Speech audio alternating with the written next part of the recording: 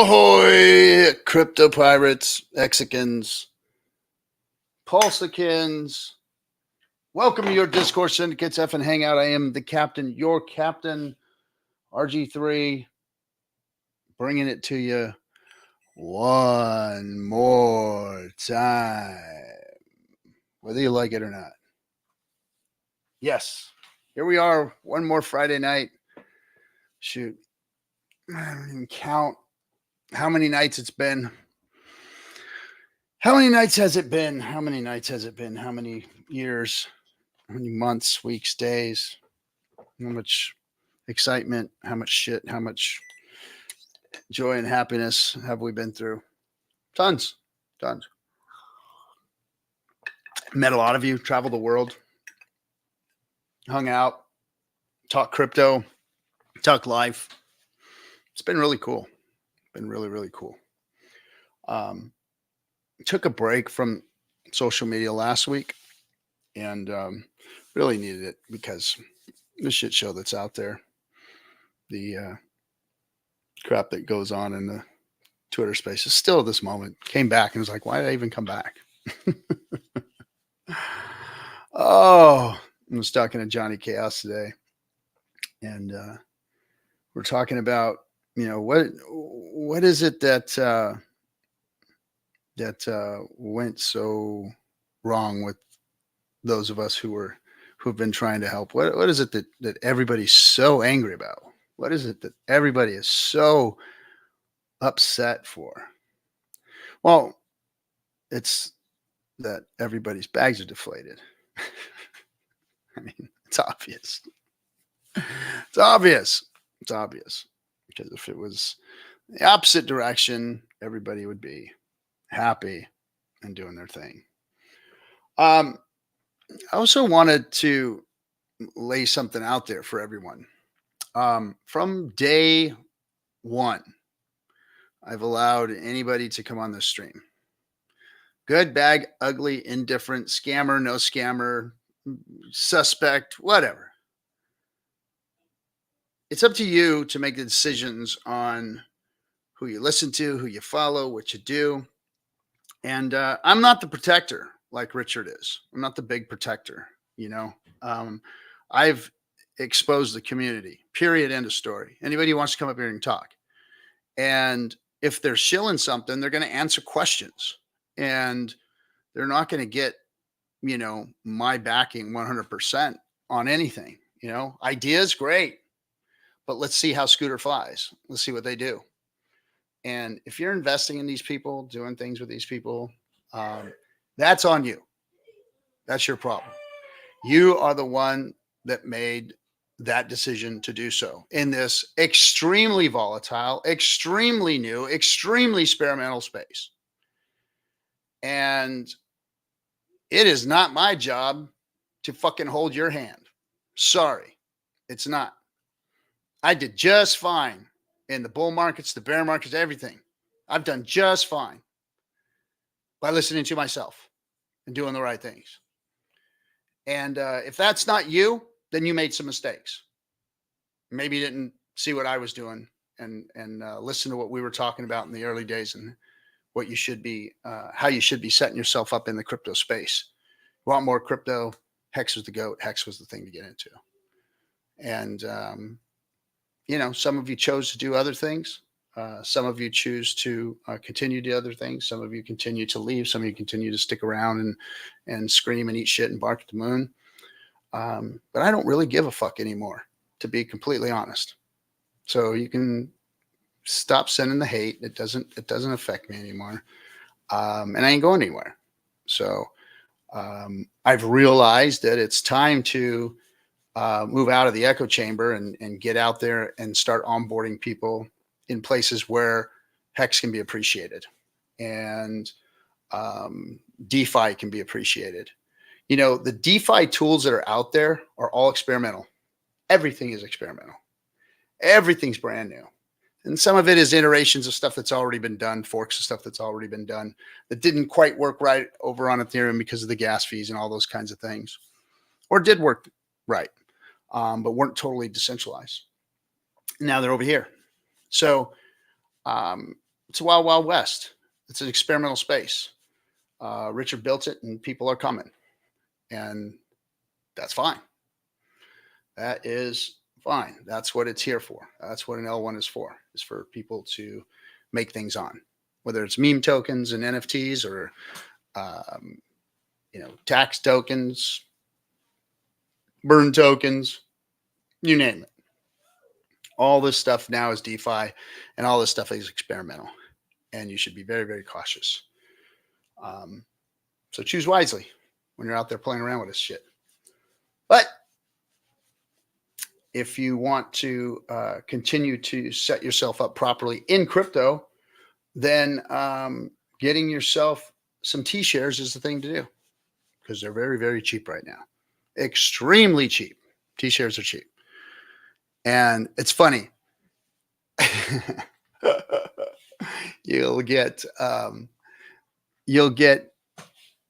people that will yell and scream about us not talking about this.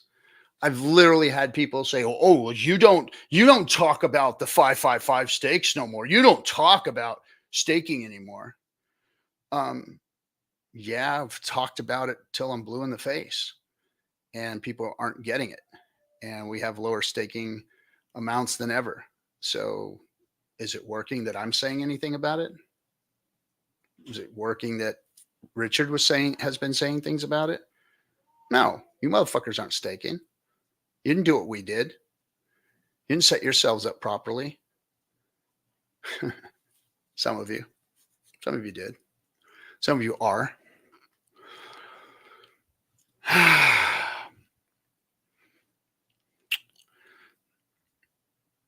Let me say hello to everybody real quick. And hey, what's up, Jindrak? Good to see you, buddy. Hex Monkey. Ladies and gentlemen, the Hex Monkey is in the house. The Hex Monkey is in the house. Tam, my lady. Good to see you. Thank you. Eagle Al, what's up? Hexadecimal OG of OGs. Let's see. Love the RG3 team. Great way to end the night. Yeah, man. Good to have you here with us from up in the Great White North. Jonathan Kabbalah, hello to you. Samo Spider. SMO. What's happening? How you doing? Thanks for coming and hanging out with us. Someone, let's see. Someone hit me with a rebuttal to my staking thesis. He said, if you held dollars since all-time high, you would have been better off. I was trying to get him to not sell at the bottom. If you would have held dollars, well, oh my God, I hate when people go, well, if you would have held from here to here, you'd be better off than when you bought from here to here. Look, hindsight is 2020. Hindsight is 2020. And people to look at a chart and say something ridiculously stupid to me, like, you should be ashamed of yourself, RG3.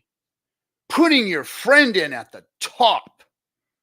You put your best friend in at the top and wrecked him. You should be ashamed of yourself. Like, motherfucker, you, me, Richard, anybody knew what was on the other side of that chart from that fucking day anybody buys. Nobody knows which direction it's going. That's the stupidest thing I've ever heard. Saying goddamn stupid crap like that. That is just ridiculous. Nobody knows what's going to happen tomorrow or the next day or the next day. Nobody knows when the top is. Well, Richard comes close a lot. He knows how to call the Bitcoin top. That's for damn sure. But anyway, that is the most ridiculous thing. Exit liquidity, calling people exit liquidity, calling people, putting people in at the top, all of this stupid shit that people say in retrospect. Like, it's so easy to armchair quarterback when you could see a chart's history and talk about its history and talk about, where you should have been or what you could have done. We all do it. We all look at the chart and go, oh God, why did I sell there? I could have sold there. Oh, why did I buy here and I could have bought there? It's so easy to look at it now and say, oh, I could have done this or you should have done that. But that's not the way it works. That's not the way it works. These people that think they have their crystal balls, it's just so stupid to me. So stupid. anything to pass the blame onto other people for their pain. Their pain. I know a lot of you are in pain. I'm in pain too. This isn't easy. We're all down 90%. Some of us, we're up a lot higher and down from 90% is all. That's it. Hey, thanks, Melv Tony, for jumping in and always sharing the numbers with us. Anyway, he sold and put it all into a second house. Well, nice. He's got himself a little investment that will, maybe one day reap him some rewards. Maybe. Feels like good things are about to happen in the next few months. I fucking hope so, Eagle. Oh man. I've been feeling that way for a year now, bro. For a year. Excuse me, I'm very thirsty today. Usually I do when I get on the show, but ladder to 555. Yes. Yeah. And so I'll talk a little bit of staking strategies and talk about some of the things. So when Richard first started talking about Hex, I understood what CDs were. And so I started thinking about setting up my CD ladder and started talking about it on the show. And that's when we started talking about staking ladders and whatnot. And I thought, well, that's what I'm going to do. I'm going to put a date out in the future and I'm going to build a 5-year staking ladder and I'm going to continuously roll it after that it becomes mature after a few years and then just keep rolling it and always have, 5 years of matured Hex coming out, which has been wonderful. Price action be damned. But the gains are great in Hex. Great in Hex. So now for the new person coming in, there's 555 stakes, which is a 15-year stake, which is the max stake you can make. There's the staking ladder, which is a perpetual stake that it's perpetual if you want it to be perpetual. But what it is it's just, you set up a stake every 3 months, every month, whatever. Some people did them every day. Wrecked. But you don't want to do them every day. A monthly is probably, as much as you need to do for setting up something like that. But yeah, setting up a staking ladder is a good thing to set up recurring income. And you do that based on your time horizon, your needs, your age, your risk tolerance, all that good stuff, and you put it out there in the future for yourself. That's what I did. Mine went out 3 years and it started rolling in. And that's when I started my staking ladder. Now, the other staking strategy that I used was I used a event staking strategy. So it was all about the event. It was about, saying, hey, my daughter might get married somewhere around here. I'm going to pull a stake out here. My kid's going to need some college money here. Birthdays here. Christmas. Couple months before here, all those. So I put some stakes out, some significant stakes out into those dates. And I call them my significant date staking structure. And then after that, I started building. Now this was before the Hedron Icosa days. Before you can move a 15-year stake. Because here's what I understood. I understood human nature. I understand times and cycles. And I knew that when the 15-year stakes hit that 7.5-year mark, if Hex is up, some motherfuckers are going to be emergency unstaking and getting that principal out. So I started creating staking walls. So I wanted to put blocks out there, blocks of 15-year stakes. I didn't want to put one big giant 15-year stake out. I wanted to put blocks out there. So when 7.5 years comes, if it's needed, if it's tantalizing, if it's big enough, if it's, warranted, then, hey, I can pull a block off that wall without wrecking all my 15-year stakes and, pull the principal out of it. Now, you lose your big payday, you lose all your interest, all that good stuff. But hey, if Hex is $3, $4, $5, $10, $15, $20, who knows, then it might be worth it at the time. Especially my age. I'm not necessarily needing to stake multiple 15-year stakes like some of you. So there was that. And then I was also telling everybody who was thinking about setting up these strategies to stake their longest stakes first. Now, why is that? Why would you stake your longest stakes first and work your way back to your newest stakes? Well, that's because the value of the T-share, the cost of the T-share is going up all the time in Hex. Now, if you're getting in dollars, it might not matter, could or could not matter. But if you're getting in Hex and you've got Hex bags and you're trying to make stakes, then or you're coming into the market with crypto, whatever, you're going to want to ladder backwards. Why? Because the T-shares are more valuable to you on those long-term ones, and you're getting more bang for your buck than if you start off with the new ones. Do the math. If you start off with new ones and the price of T-shares is going up, you're kind of losing versus backing yourself from the longest stakes all the way back down, going the opposite way. So I've always, taught people that, hey, if you are DCAing in, dollar cost averaging yourself into the system, making stakes, then you're going to want to go from longest stakes to shorter stakes. So there's all kinds of different staking strategies, and other people have, more, but those were kind of mine, and they were very simple. That's what I did. And yeah, that was what has, made me a lot of Hex. I have a lot of Hex because of the staking strategies that we did. When we emergency end staked before the big payday to stake longer, that got us more Hex. So anything I can do to get more Hex that's my plan. So yes, Hex Monkey, or hey Lee, how you doing? Good to see you. 555 all day, every day. Yes, sir. And I'm not ashamed to say it. It's still the best value out there of anything, whether price is down or not. It's getting you a monster APY. I mean, we're getting 7 Hex per T-shirt per day now. It's going to get bigger and bigger and bigger. So anyway, thanks for coming, Lee. Hex Monkey says staking ladder is still the play if you don't have one. Yes.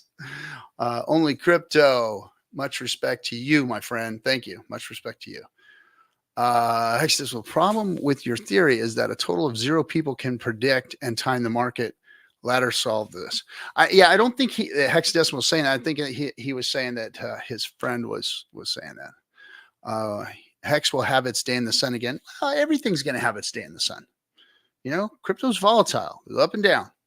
And I mean, Richard told every single one of us, this shit goes down 90% and it doesn't come back. And then it comes back after a while, so let's not forget that that's one of the lessons that we've all learned. And if you've been around long enough, you know it. And you've seen bear markets before, and you've seen having to go away for 2-3 years and then come back. You've seen people get disinterested in crypto. What I haven't seen is how an active community gets when they're engaged in this stage of the market. It's been a horror show, a shit show, actually. It's been a real shit show watching this thing play out with the community the way it has, and it's growing pains, and it's subgroups being created. But here's the thing. I want everybody to understand something. Nobody has the secret sauce out there. They're all doing the same thing. See, the velocity of crypto, it's not the same as the velocity of money. But crypto is a lot like money. Why? Because it is a commodity that we exchange back and forth. It's something that creates value. And so because of that, it acts like money. Now,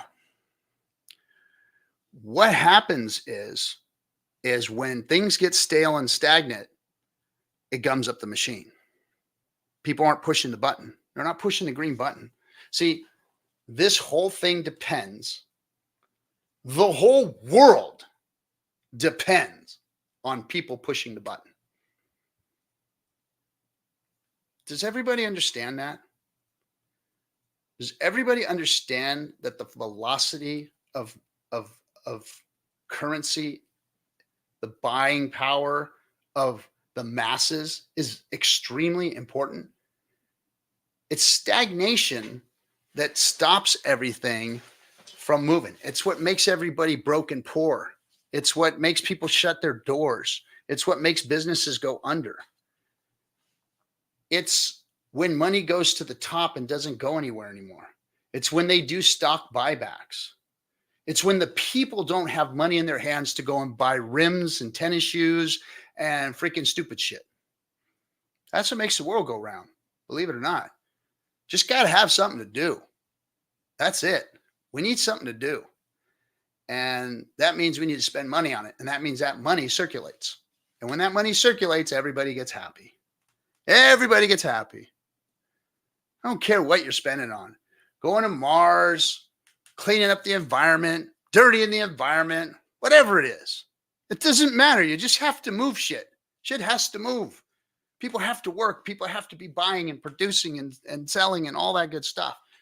When that happens, everybody's happy because everybody gets to get more freedom because they're making money and doing the things they want to do. When it's not, that's when you have these problems. That's when you have these problems of people stuck in stagnation where things aren't moving. So crypto's the same way. All these communities, all they're doing is getting people hyped up about this next new thing or this next new thing or that next new thing and getting people to push the button.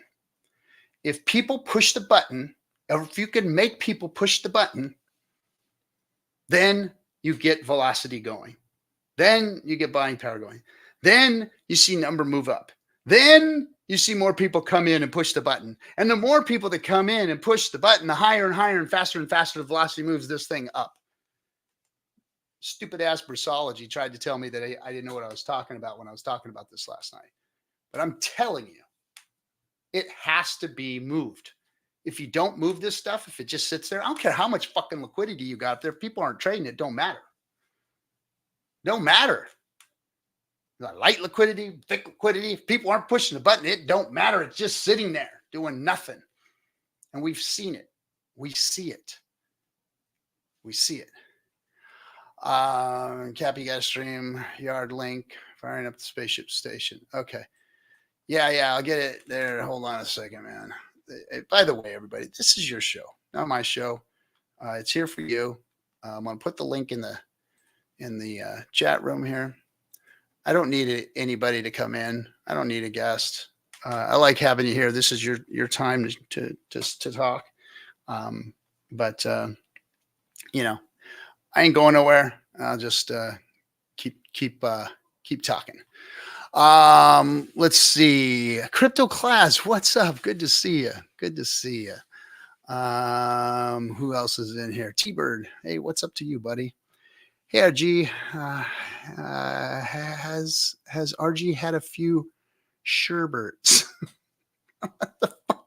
Oh, that's that ice cream shit, right? I haven't had any sherbets. Sherbets.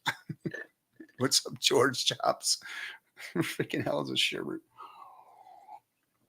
So anyway, yes, these communities are getting people to push the button in whatever way they can, with whatever narrative they can get, whether it's pegging something or the new sparkly meme or let's get angry at the cabal and buy this thing. Join us because we know what we're talking about and nobody else does. Yeah, I love that one. I love that narrative. Especially the ones that are talking shit about Richard and how he's destroyed everything and screwed everything up. After everything he's done, we still have people in the community flipping on him and talking shit.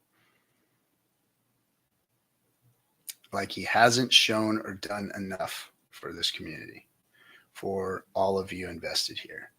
Whether you got in at the top or not, you have a product that works. It hasn't scammed out. The founder hasn't scammed out. He hasn't been put in an orange jumpsuit. In fact, his case may set precedents in crypto.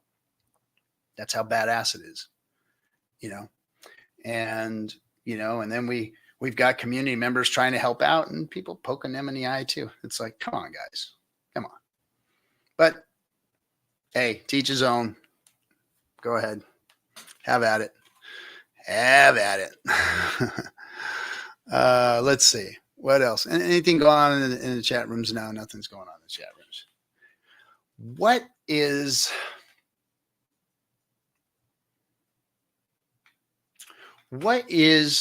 the deal with, how can I say this?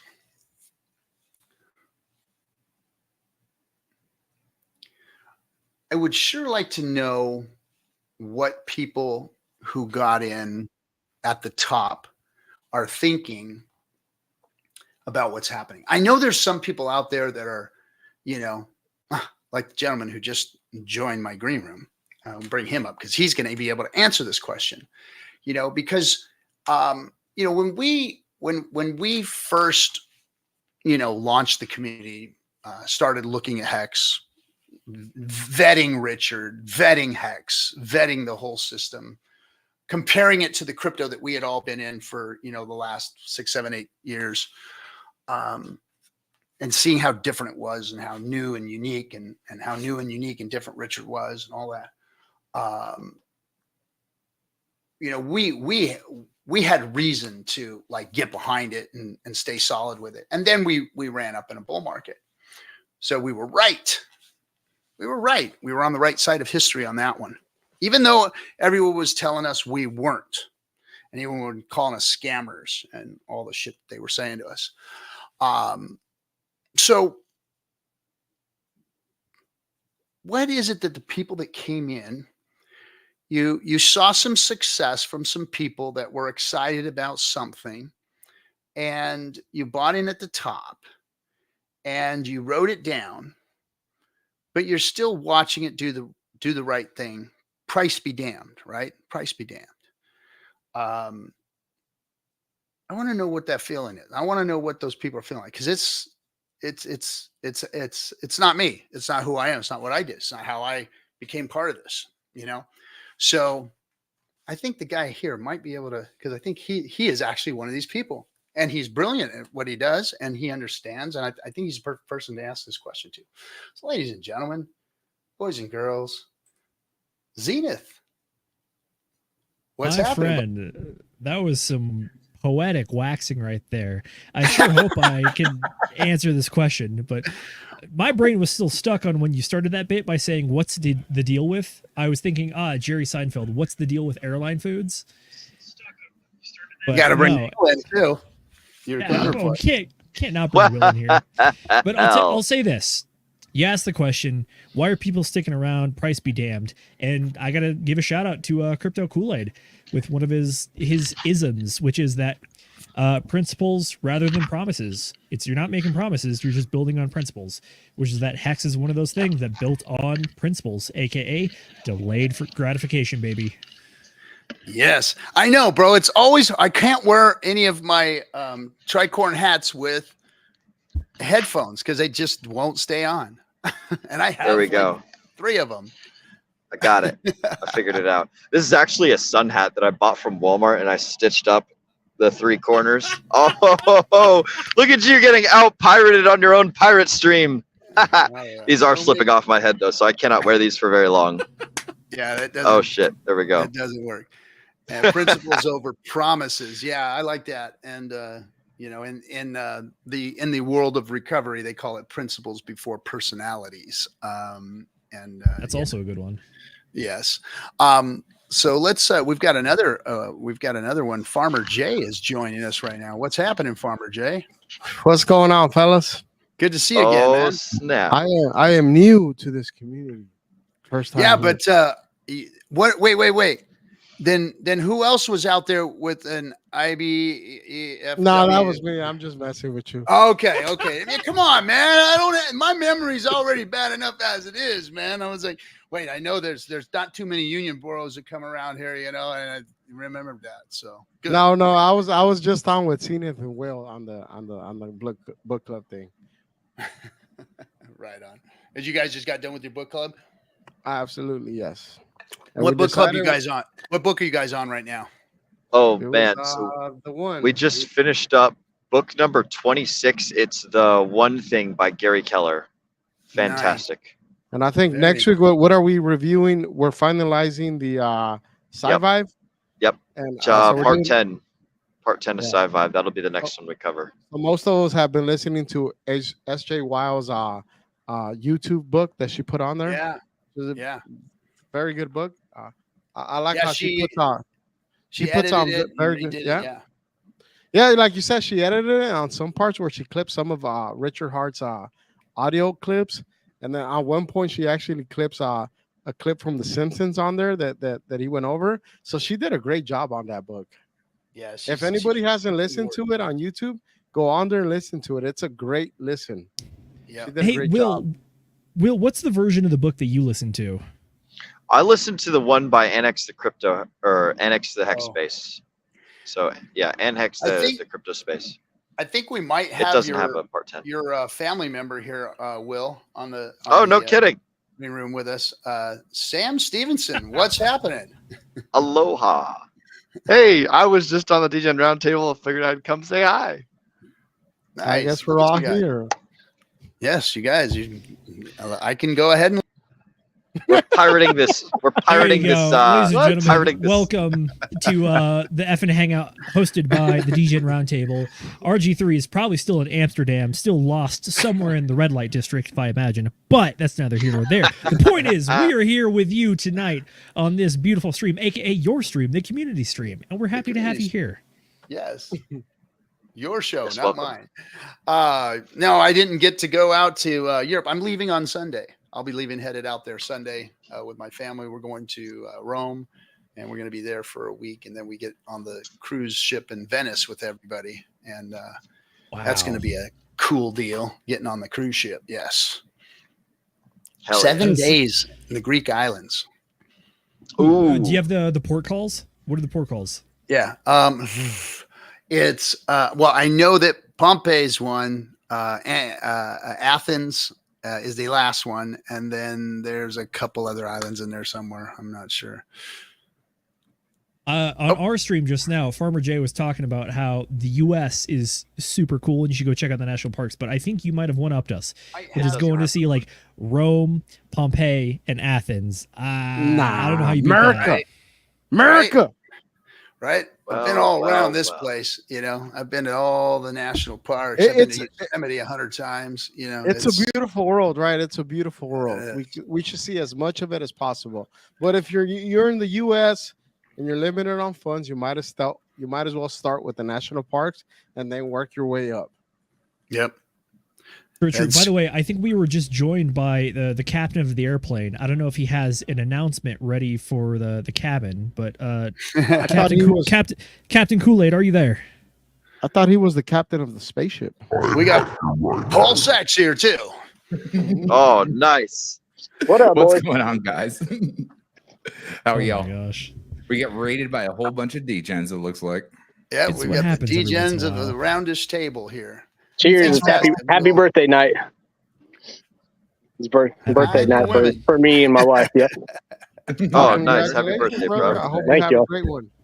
Paul Sachs, what are you doing? You look like you're on the road. No, I'm at home letting the dog out before I continue the night's festivities with some friends here locally. There you go. Nice. Very good. You gotta come home and tend to the dog for a moment before you head back out. Excellent, excellent. Well, you got to have your priorities, right? Come and say hi and then get back to debauchery. Yeah. You can't let the dog spend 6 hours alone at home. Got to be only a couple hours. So That's I correct. Anyways. mean, you can, but your couch might never be the same afterwards. yeah, I don't feel like cleaning up shit, so we're good. Be responsible. Uh-oh. My background died. Yep. Sure enough. Cheers, You are. everybody. Kool-Aid. Safe travels to Europe, there, Captain. Oh, thank you. Yeah, it's going to be a couple of weeks of fun, and then it's going to be tour. So we're going to go to Portugal. We're going to go to Munich. We're going to go to I think Malta, and then back to London for the big party in London. Cap, you're saying back to London. Did you guys already do a stop there? A couple of times, going out there for Hexican meetups, and then we did the 731 party there when the highest of stakes was being built. They did a party out there with Richard. We had Richard out, and all of Europe basically showed up in London, and we just had a big throwdown party out there. So it was a great time. That's awesome. I gotta say, I've been following SJ in all of her travels on Twitter. She's just been posting absolutely insane pictures of all the destinations that the tour has been going to. So I'm glad to see that the tour, you guys are well international at this point and like hitting some really hot spots too. Yeah. And Portugal's going to be good. And like I said, London is just going to be off the chain. I that party there is always the party in London. Is always a good time. I don't know what it is. I'm a tropical guy. I do not like cold. I don't like cities. I don't, but something about London, man, I love that place. That place is just really, really cool. I don't know, something about it, I love that place. Cap, I hear you. I'm also a tropical guy, but call me jaded at this point. But during my time in the Coast Guard, I had an unfortunate reality set in, which is that one Caribbean island is pretty much the same as all the rest. It's just beaches and cheap drinks, and then there's some usual local fanfare, but that's about what you're going to get. At the same time, though, that is a very high bar. I mean, beaches and good drinks, like, right? What can be better, right? Yeah, we gotta ask Crypto Coffee how that high bar is, because I know he's living it up in Crypto Rico right now. Yeah, he's actually back, I think, right now in the States, hanging out. Really? He's got some summertime here. Yeah. Very cool. He goes back and forth and does his thing. But I think he's headed back right now. Oh, let's see. Did Kool-Aid leave us? I think he said that his issues. Camera's overheating. He says he is here though. He is here. Maybe in spirit, but my fan on. I got this. I can't get the camera to stop overheating, and I have to have a little mini fan turned on it to keep it going. There he is. You coming back? No. Maybe not. Okay, I'll leave him down here until his stuff works again. Fair enough. Speaking of stuff going on, we've had an interesting week on the PulseChain, and some of the team has actually been doing some technical digging, talking about the OA, because it seems that there may have been a small or maybe a large purchase when it comes to PulseX and incentive token. You have any insights on that? I am not a gazer. I'm not a wallet gazer. I stay away from that. I don't look at it. Those are for the gazers. I don't dox people's wallets. I just, what's going to happen is what's going to happen. And whenever we start looking at things like this, people start speculating, and people start getting their feelings hurt, and people start creating expectations. And I really hate that, because it gives a false, it's more hopium. It's like, come on, everybody's already addicted. Let's just kind of take it away from everybody. Let everybody go through the DTs, the shakes, and all that stuff, and let's get over it. Let's stop injecting hopium. Quit looking at everybody's wallets and worried about whales and everything else, and let's just move on. Go and onboard people. Let's go do our thing and do what a community is supposed to do. And whatever's going to happen is going to happen. Yeah, I think that the people that are pissed off at Richard Hart right now are the people that had expectations, right? We were supposed to be at this point by now, right? And like, no. But let's not lie. Let's not lie to ourselves. We all had expectations. Yes, we all had expectations. So yes, expectations, but maybe not expectations of other people doing work. How about that? Yeah, of course. But and it's at a point where we hope these things happen, right? But if they don't, then I guess like everybody here is basically in the long term in the Richard Hart system, I believe, right? Of course. And it's like we all expected everything to happen faster than it's happening now, but even though we're down, like I'm still very confident in the community, like the amount of building that's happening, and just the community itself. It's a great community, right? Like I think there is no other community like the Richard Hart ecosystem community, right? Even the subsections within that community, they're very tightly knit. I don't think that any other chain has that kind of community. There is no second best, man, That's when it right. comes to the Hexicans. There is no second best. I definitely will agree that there is nothing like the Hex community. That is for sure. The rest of that is all, speculation or whatever. But I do think it's the most dynamic. That's for sure. We are the most dynamic community. We are the loudest community. We are the most active community. There's literally a PulseChain tour going on right now, and prices are down. Yeah, for 2 years it's been going on, but prices are down. And that's what I'm saying. Like there is no better community than this. I feel like you go to like in the Telegram chats, you go to other communities and you hear how down they are. Oh my goodness, look at this.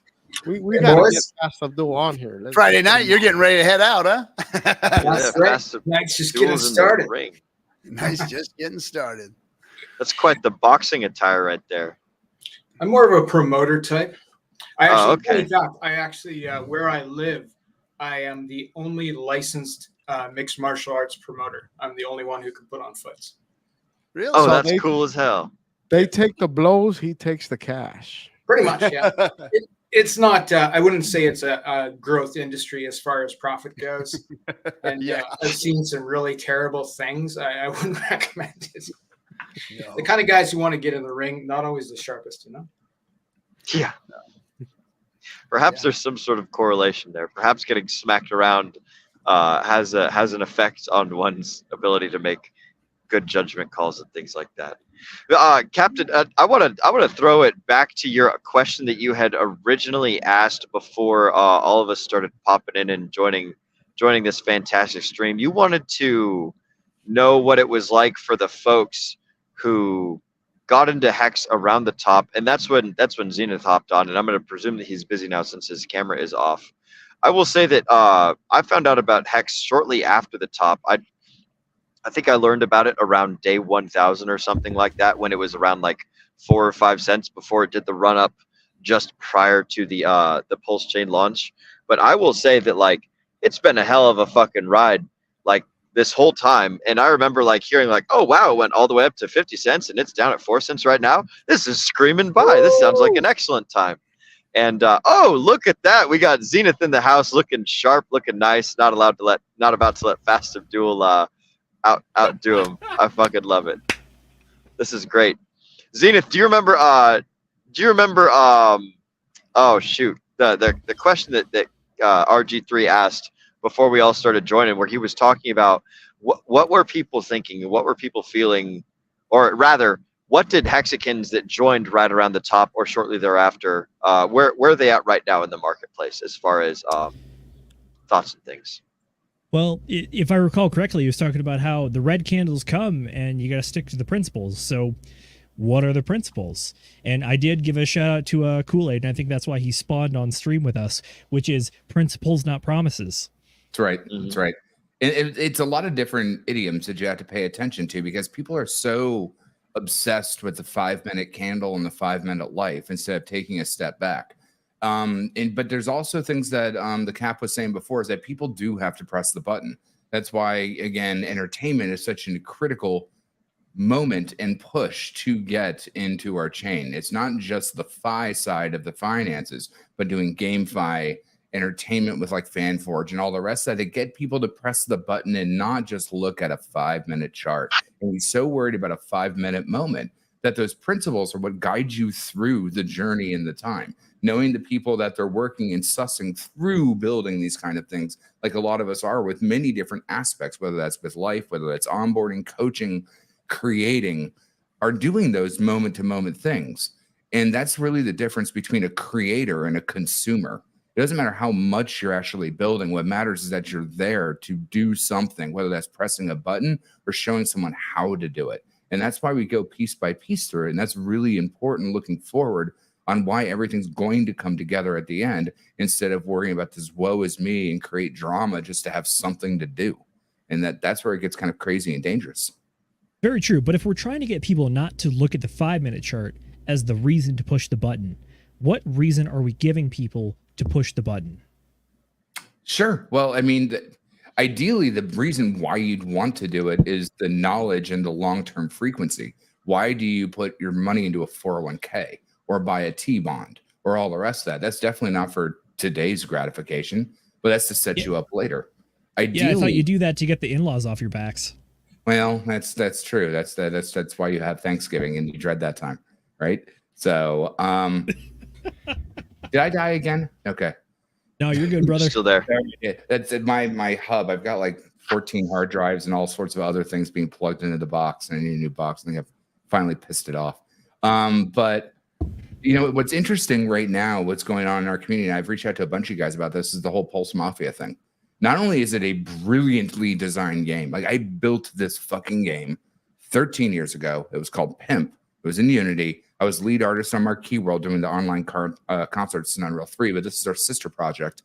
And instead of being gangsta shit, it was hookers and blow. But all the mechanics were identical. And it's also a skin if you're in your 40s or a late 90s person, you remember Drug Wars on a TI-80 calculator. I remember Drug Wars. That was a great little game. Yeah. It's basically a MUD, right? But it's a single player MUD. So if you look at all of those scoping on how people can come together and converse, like the Caps always had here with the FN Hangout, come talk, come be part of something bigger. With this, it's wrapping around gangster shit, but it's actually some really interesting code and really interesting ideals that shows what I've been screaming about for years. Treat your wallet like a character. And if you get paid to be entertained, you have perfect market fit, not product market fit. People want to be entertained. They want to be distracted. And if they don't have any of that, they tend to go toxic. And that's that was a killer line. Perfect market fit instead of product market fit. That's a good one. Well, the thing is that the next one after that is that you control advert at that point. And so if you're paying people to be entertained, you are the advert, because just like Lamar Billboards does advertising work, just did, but I didn't get paid. When you actually pay people to put their time, their effort, their energy, their knowledge, or their metadata that they're already scraping, all the cookies that they install, all the Amazon ads that pop up into you, if you actually compensate someone for that, it's yield. It's yield off of your time and your effort. And you can bind onto that, like what Fast Abdullah is doing with 2Fucks, to build on top of fucks. It's building yield on top of yield to give you something to do. And that's good. And that's it. You gotta have something to do. That's what makes the number move. It's the velocity of crypto. It's as long as these things keep moving, keep going, that's when you're going to see value go up, and you're going to see excitement. You're going to see green candles, and when green candles show up, the people show up. More people come in green candles than red candles. They leave in red candles. They don't come in during red candles. Everyone says, buy the dip, buy the dip. Fuck you. You ain't none of you buying the fucking dip. Shut up. Shut up. You're all sitting there huddling, pissing yourselves in a corner. Nobody's buying the damn dip. Well, it's because they didn't have any capital on the side to actually allocate to those type of situations. Yeah, people who are TCAing in are the only ones that are buying the dip right now, because that's what they were doing anyway, whether it was going up or going down. We're the only ones that are buying in. You know, Jocko had a good 10-minute clip this morning. I never click on any of Jocko's shit, but I watched it this morning, and he was talking about, he said, I'm sorry that I have to say this now, and I feel bad that I just now said it, but it's strategic versus tactical. And he goes, you do the strategic shit first in the morning, because the strategic stuff isn't going to pay off in 2 weeks. It's not going to pay off next month. It's going to pay off in 5 years that you go to the gym. That's the reason why you go to the gym. And that's the kind of the way crypto needs to be taken now. If you want to get ahead, you got to stop looking at it as tactical and I'm going to get paid next week. I'm going to pay you in 2 weeks. If you don't start looking at it as 2 weeks from now. As 2 years from now. Hold on 1 second. One second. I got to bring somebody up real quick, and I'm not going to just bring him up, because this is, ladies and gentlemen, the best Hexican on the planet, Hex Monkey, our friend. What's happening, buddy? What's up, everybody? Happy Friday. What up, Hex Monkey? Good to see you, brother. Okay. I need to get to wanting the to hop- PNW one of these days and see you, buddy. If not, come down to Austin. Yeah, I've been wanting to hop on FN Hangout for a while. Just timing never seems to work. I can listen, but hey. And when I decided to pop on, there were 4 people. Now there's 9. Hey, more the merrier. Yep. How you been, brother? What's going on? Pretty good. First things first, shout out RG3 for crying out loud. He's been doing this for 4.5 years. My friend. And I have a soft spot because the first time I ever went on any YouTube stream of any kind ever was on RG3's stream, May 2020. And I was like, what am I doing? Why am I going on this? I was all nervous and stuff. And we just talked about Hex for an hour, and then I signed off, and it was like, it's memorable. For me, that was memorable, even though we all play around all the time now. Yeah. I loved it back then that no one knew how to use a webcam and all the rest of it. It was that. Oh, yeah. It was a perfect storm because like everyone was trapped inside with COVID. We had nowhere to go. We had no one to talk to. And it just became this enigma of all of us coming in together, trying to figure out how to stream, trying to come together to do this thing and just find ourselves while we were figuring this out. It was a brilliant time to be involved in crypto or anything else to be for that matter. Very akin to RG and I going to Burning Man. It's so unique to live in that perfect experience and to live through it. Yep. And it's your mindset too with all this. And speaking of mindset, Mark says nobody's buying the dip because people are being led to gifts, Solidec, Access, etc. Nobody's being led to anything, Mark. It's things are being built on PulseChain because we have an L1. People are trying to do stuff. That's it. Nobody has to go there and do anything. Nobody's being told to go do anything. And if you have a mindset that these things are what's taking and sucking the financial energy out of your crypto, then you've got a problem with your perspective because you live in a world of lack and a world of negativity. There is so much money and financial energy out there. And speaking like this is not what brings it. Talking like this, like there is a lack of value in this space, is not what brings more value to it. We live in a world of abundance. There are trillions of dollars that want to come into this space. And if we don't start acting and being more welcoming to that value, we're going to keep losing. So this talk needs to stop. This is not the problem. The problem is people's attitudes and onboarding skills and leadership skills. That's the problem. Thank you. Bingo, jackpot. And also, people are buying the dip. I bought the damn dip this week. And I mean in the core RH coins. I transferred cash from the bank and went over the bridge because Coast isn't operational for me yet. Like people are buying the dip. Operational yet? Like what's that? It's not operational yet? Last time I checked it, you can log in and see the balance that I had like some number of months ago, but I don't think you can bring in new money. Or if you can bring in new money, this is in the USA. I don't think you can get money out yet. But it's day by day. You know, a lot of things made me want to pop on, but I'm going to do a Hex staking ladder positivity rant. People are just incorrect when they say folks aren't talking about staking. RG3 talks about it all the time. He just also talks about other stuff. But that doesn't mean he doesn't talk about the core stuff. And there's a lot of myths out there like, oh, staking was stupid because we should have just sold at the top. Okay. Hear me out. Just sold at the top. That's right. The problem is, What's the matter with you? There's exactly 0 people on earth that can predict top and do market timing. Not even Warren Buffett and people like the greatest investors of all time can't do that. The whole reason a staking ladder, and it was always the general recommendation, was a ladder, not all Quattro Cinco. Yep. Nobody said that. Well, the whole do it anyways. The whole point of a staking ladder is you can exit out, just like you can DCA out, just like you might DCA in. Great. Not have to do market timing and not stress. I think RG3, you were talking about earlier, right, about people that bought towards the top, right, or even towards the middle, like at 20 cents. And Yeah. I think if you bought at that point, right, you wish you could buy more coins for the amount of money you put in. Well, now's your chance. On top of that, Absolutely. it's a compounding type of thing. So if everything was just strictly just Hex back in the day on Ethereum, it would have been proof of gas for you to be able to unstake your Hex at that time at market condition for the cost of that. But now that things have evolved into its own ecosystem, you need other parts of that ecosystem to evolve with it. So everything comes up together. Otherwise, you don't have a walled garden. You've got a barren forest. And so when you're looking at all of these components together and what you're trying to do, build, utilize, hell, I just rolled my stakes again, right? Why am I going to touch them at these prices? No. I'm going to redo a ladder on top of what just came out and refill in those nodules because that's what that particular protocol is. And Hex is proof of time.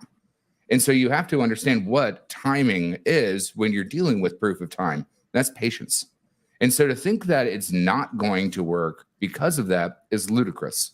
Now, with Pulse and Pulse X, you do have to have things working on it for that individual metric to even have merit.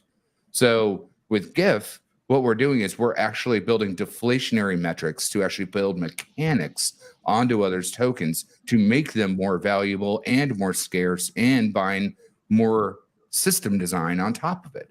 So there's not being led away. I mean, look at what the PLUSD people have been doing with Gift Tech. It's astronomical, even with a $1.4 trillion trove being opened.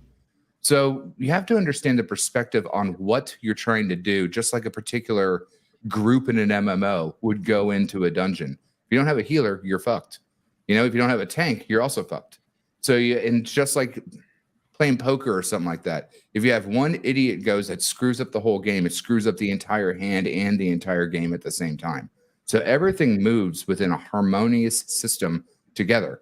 It's not an us or them. It's a we, not a me.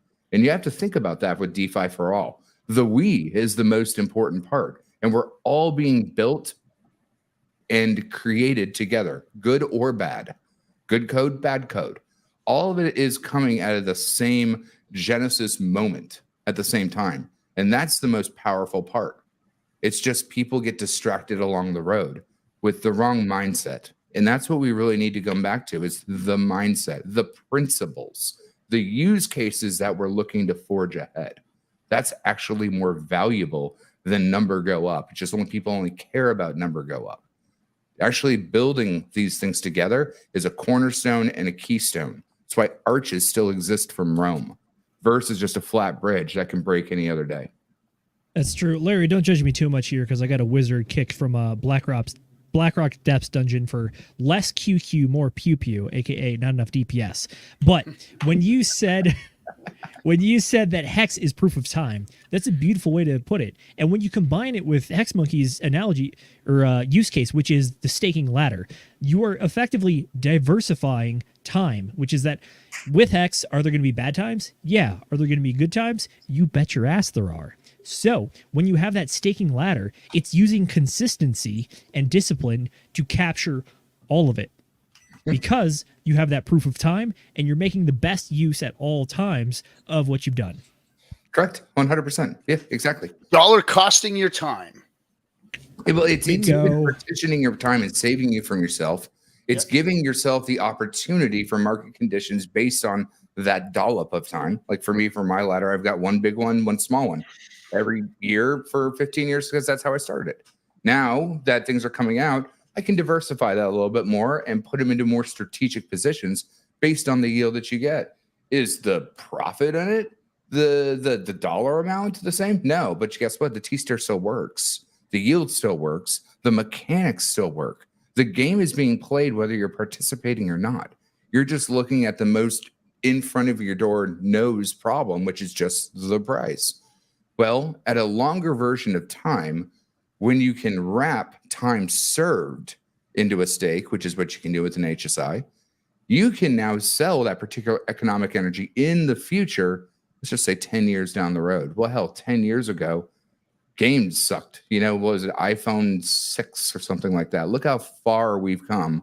That AI now is coming for our gerbs and all the rest of it. The world is changing. And where do you think it's going to be in another 10 fucking years where you can sell this proof of time locked in thing that may be exceptionally valuable? And you can find that and wrap that to a token too if you wanted to. Look at WhatsApp. We've got another guest coming in. Hold on one second. Crypto. What's happening, bud? How you doing? Hey, what's up? How are you guys? Aloha, Good. amigo. Welcome. Chilling, brother. Yep, we can hear you. Yeah, this is my first time here.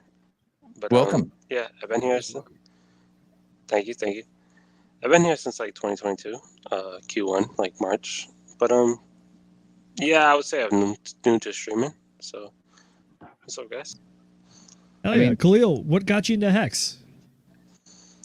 I'm gonna say the general story. You know that one?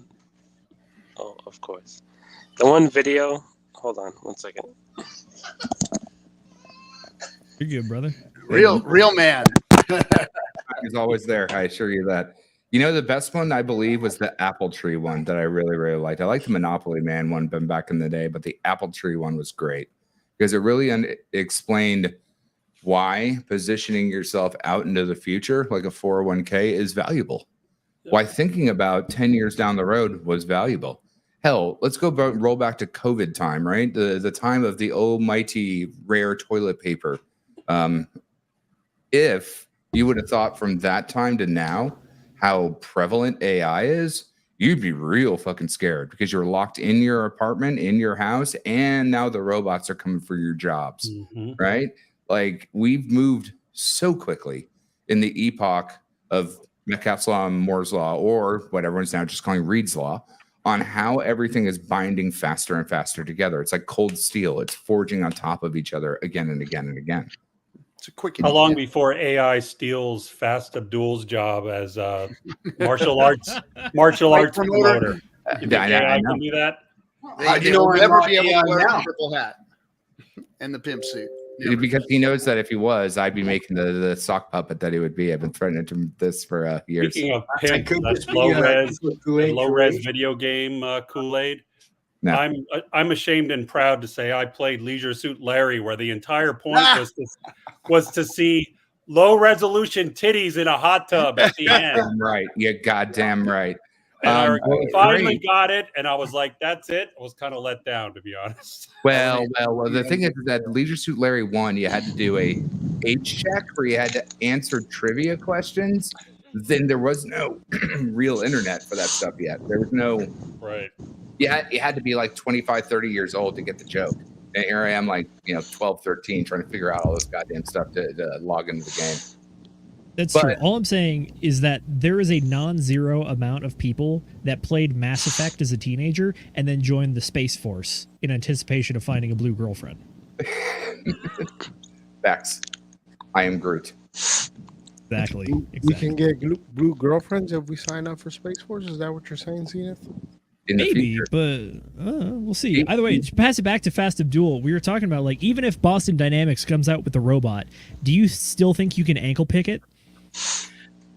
I think I can probably deceive it. I have a couple tricks, I think I could work it on, but yeah, I think the chances of AI taking over all our jobs is not something we have to worry about for the next 10 years.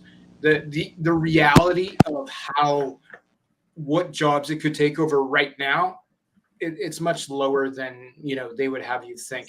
In 10 years, like if you're a computer only, coding only, like maybe you should be concerned. But like anything where you got to pick up a hammer, no, it's not going to take over.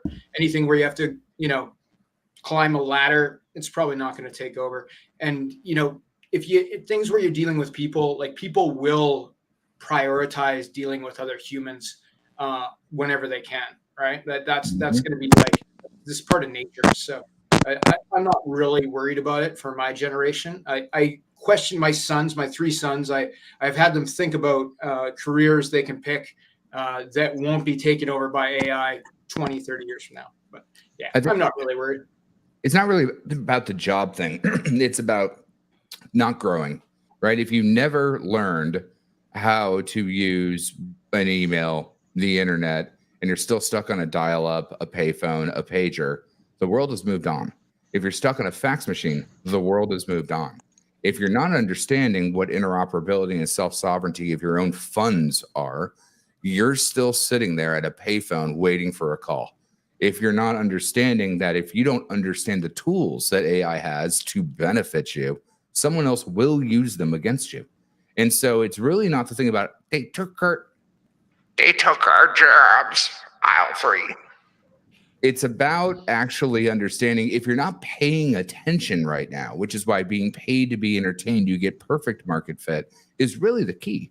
Because and a good chunk of us are streamers or been streamers or just yabber on the internet, but we want people to be engaged, to learn, to try to come take the road less traveled, but the most important road that there is, which is this is bleeding edge new reality. It's forging in real time.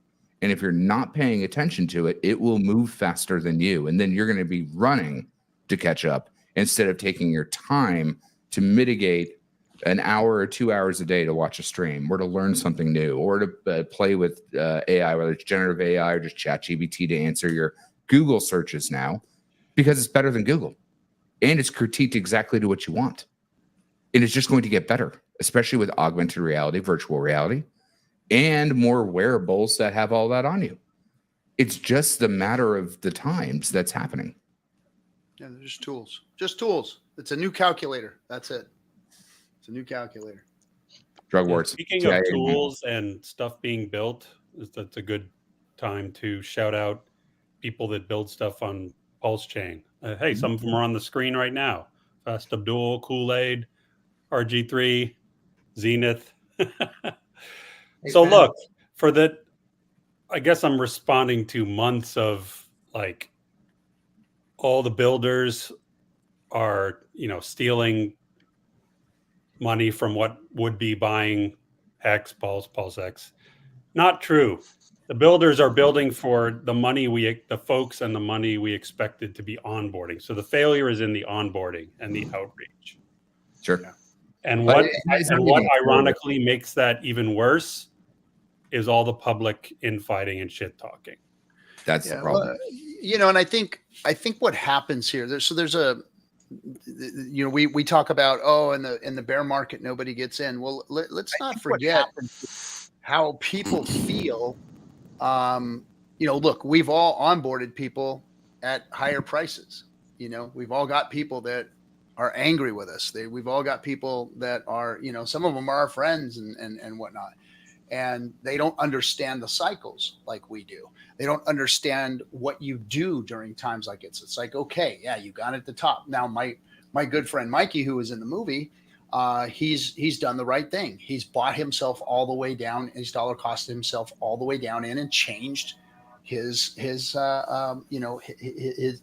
value of his bags because of what he's been doing. But not a lot of people do that, and not a lot of people have the courage to go out there and onboard people in this type of a market. It's not an easy thing to do. When I'm out there speaking in front of crowds, it's hard to motivate people when you're looking at a price chart that has been going down the whole time you're in town, right? Like I'm there for 3 days and the chart has been going down for 3 days. And I've got to get up on stage and convince everybody that this is the right thing to do. It's not easy. So not everybody can go out there and do that. And then, so onboarding is psychologically a difficult task for people to do during this time. I get it. But we've got to get over that because they're going to be calling you. Your phone's going to ring. When number goes up, when the green candles show and Hex is back at all-time highs, everything starts moving, your phone's going to ring off the hook. And they're like, why didn't you shake me and tell me to get in now? Why didn't you tell me to get in back then? Why? And that's, again, hindsight 2020, but that's what we should be doing. And that's why I haven't stopped. I'm out there every moment telling everybody why we're talking about it now, why we should be louder right now than ever, than even in the bull market, So it's hard. The answer, Cap, the answer to that question though is the reason they didn't buy and you didn't call them is because they wouldn't have believed you if you told them then because the green candles weren't there. That's right. the time for conviction and principles, not the time for chasing gains. Yes. It'd be similar to like if you bought the top in 1999 in some NASDAQ tech fund, you got wrecked. Does that mean NASDAQ tech companies are a scam? No. It means you should buy back lower. I mean, like RG3 says all the time, nothing new under the sun. I guess it's the volatility is more extreme in crypto. So that's something that's new. But hey, I remember that. I was buying whatever stocks and some mutual funds in 98, 99, got destroyed. So what was the solution? I DCA'd till like 2012. I mean, I know this is like old fintech stuff, so no boomer jokes, please. I'm not that old. the old Motley investor guys, remember that? Getting involved with all those guys? Oh yeah. A Motley Fool, is that what it was called? It was the Motley Fool. Yeah. Yep, I remember that. Everyone was able to get into stocks, E-Trade and Motley Fool and all those. Everything was. I was subscribed to like 5 or 6 paper printed newsletters for some ridiculous amount of money. I was like, also remember, they recommend stocks and stuff, and it's like we have this same thing today except on YouTube. It's so funny. Well, I mean, the Dines letter. Bob Brinker's market timer, all this stuff. Bob Brinker's market time. Oh shit! Remember that guy on AM radio, Bob Brinker? Oh. The only one that did on AM radio was all coast to coast. Gotta love the art bell. But yeah, so it hurts to have gotten in at the top, just like it hurt to buy internet stocks in 1999. But the solution is to buy on the way down, and lots of people have done that. Lots of people are buying the dip. Tons of people are buying the dip and just doing it quietly. They're not ranting and raving on Twitter. Exactly. Remind everybody that it's like a small number, a few dozen of shit talkers that are getting all the attention. Just because they have nowhere else to outflow that energy or something, and they need Karen time to be appreciated. But like you hit it right on the head back in the 90s, right? If you would have known what Google would have done, because at 99, when did Google go public? It must have been 2000 or 2001.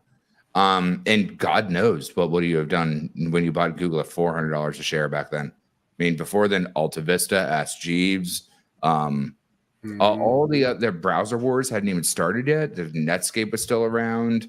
The whole thing changes as it moves faster and forward. Like Apple wouldn't have done anything. The iPod was good, but it was the iPhone that allowed you to take the internet, the browser experience, and the prestige with me in my pocket that minted everything else from there. That created the epoch. He created a generation motherfucker of prestige. You move it all forward. Oh Lord. I'm interested. I'm interested to listen to what Crypto Kali had to say. I know. Yeah, Kali's got something to say. That's what I wanted to do. Let's do it. Sure, a wardrobe malfunction, Fast Abdul. Like what's going on? I don't think that's a malfunction. Crypto Kali. Yeah. Where's your horn helmet? Features, not bugs. Your brother, we can't hear you. Sound's not working. Kali. Nope, nothing. There you go. Feedback. Better. Oh, there we are. You can hear me? Yeah. Okay, so what I was gonna say is I think people over dramatize how many people, of course, bought the top. Because if you really look at it, how many months was Hex over, say, 30 cents? Probably about 4 to 5 months.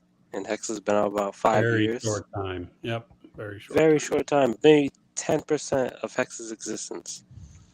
There's not that many people that could have gotten that high. And I get it. But I mean, a lot of people have gone over, like Crypto Coffee have gone over the fact that how much if you just DCA'd, not bought a one lump sum, how much cheaper could you have got Hex? You could have bought it at 30 cents and then you could have bought it at 1 penny and then the average buy-in is like 5 cents. Like, yeah, but a lot of them G'd it over a penny. So the overpenny Jeets all the way up and all the way down, all of those people are the ones that we're hearing from.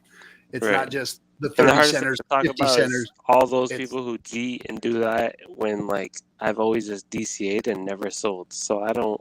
It's hard to get it into the mind of somebody who's got into this and then said, "Well, I'm gonna do a stake or this and that. I'm gonna stick around for a couple of years," and then sold and messed up their whole entry price and took a loss, got back in. Like, it's really hard to understand people who just have a really short-term mindset. I think it's like you said, RG3, right? The people that cheated in because they expected that quick bounce back that never came. Like they just threw it all in and they're like, oh, Hex is down this much percentage. It's going to bounce back up. And then they wanted to do a quick cash out. And I think those are most of the people that are complaining at the moment. It's a trader's attitude, mentality. And it was also the same folks that came in right before Big Payday launched and jumped a bunch of stakes in. And then the OA wrecked them all. And those people were the ones that were doing the same exact thing, you know. And hey, you're gonna go play with the bull, you're gonna get the horns, and that's what has happened. That's true. I think it's Khalil, to your point, I think the reason why it's hard for us to understand the Jeet mindset is because I would argue that literally everybody on screen right now has at least one, if not multiple, hex stakes. So it's a different mindset and it's a different kind of strategy. I would argue that a lot of us were here for the long run. A lot of people are building. A lot of people are investing a long time. Some people even get Cuatro Cinco tattooed on their forearm. Like, we are all the invested crowd. So when other people want to try to dip their toe in and just try to scalp real quick, we just can't. We're not in that mindset. So it seems so foreign to us. Sure, at one point, those people might have gotten a decent win and maybe like 2x to a position or something. But at the same time, it was only like maybe 5-10% of their portfolio. So that's kind of the mindset that they're coming from. As opposed to, again, everybody on screen, I would bet money that everyone here has some sort of stake, which means it's a different mindset.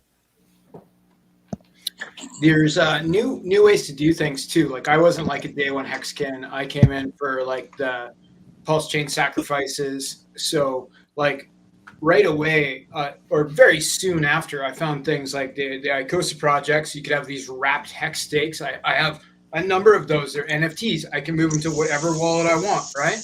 And then the Maximus DAO products, where you have like a token that represents a portion proportionately of a 15-year hex stake, a 5-year, a 7-year, a 3-year hex stake, right? So like all those products are here. There's like the new people have more options than the early people had in hex to participate with 5, 10, 15-year hex stakes at actual lower risk than the initial people who were day one, day two hex stakers had. So, I think it's worth noting that there's something to tell the new people where they can dip their toe in, with these products that allow them to at least move a hex stake around or to buy a portion of a hex stake in the form of the Maximus DAO tokens and that kind of thing. And then there's other ways they can make money with that stuff, right? Can I ask you a question? Games. Where did like the helmet with like no shirt influence like come from with the thing? It's kind of a heritage thing, like I got some Scottish, Irish, there's like some Viking mixed in there. So this is just me representing my people with camels in the background. Makes sense. Khalil, it's just past Abdul. He's got something else every other day. Just get used to it. I've never seen Fast Abdul on stream, but this is the community we deserve. Khalil, Fast Abdul is an absolute showman. He did a stream with us, and he had some assistant off stream hand him 12 different drinks in unique, like fancy glasses. Like one was a flamingo, one was a flask, one was a martini glass, another was a giant like tiki mug. Like the guy does showmanship. That's his shtick. Yeah. Was there like an espresso martini somewhere in there? Yeah, shaken, not stirred, right? I just like to point out that the Vikings did conquer the world on the back of the camels. It's true. A portion of the world. Yeah. The part they knew existed, they conquered. So, yeah. I think there's something to be said there. But don't forget about the camels. Camels are impressive animals, and I'd like to talk about that too. I mean, I look think, at Fast Abdul. What community could he possibly have been welcomed into like this? It had to be the Hex and Pulse community. Yeah. It's where he belongs. Are you saying we're on the spectrum? All Hexicans are. Yes, all Hexicans are. You guys are a pretty accepting bunch. I think that's safe to say. But I think we got to remember, guys, that like we are here for entertainment, right? So like, we just come on screen and talk about our 15-year stakes and so on and so forth. Like nobody's gonna tune in for that twice. Unless we can catch their attention in some way. Yeah. And if I have to wear a horn helmet to do that, I'm going to do it. Edutainment, a combination of entertainment and education at the same time, right?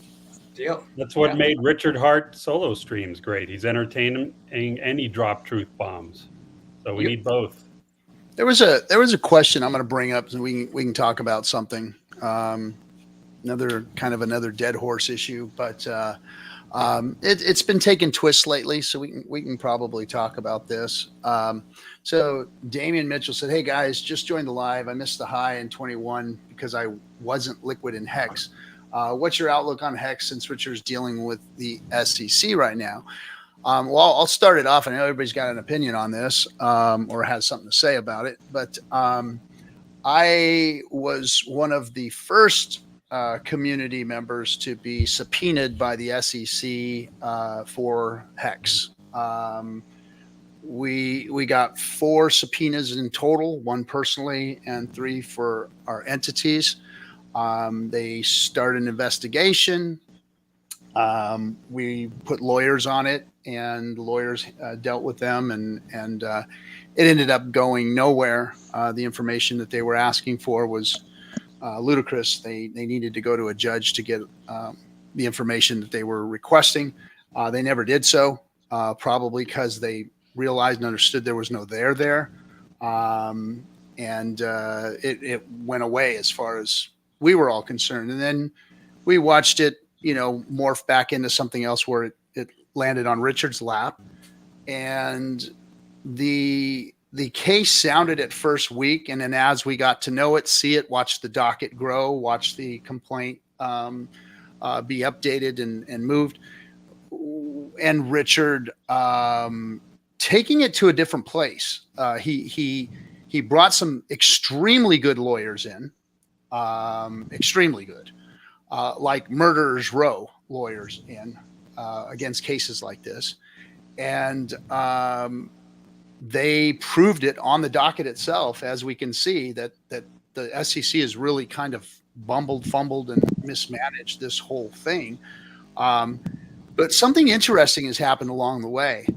And Richard has made some very good arguments for crypto and DeFi itself that, if argued in court in this case, could bring up some very interesting questions in front of the litigating public, and maybe answer some questions and put some things to rest, or bring some things to the light that need to be really looked at, talked about, and discovered in the DeFi space.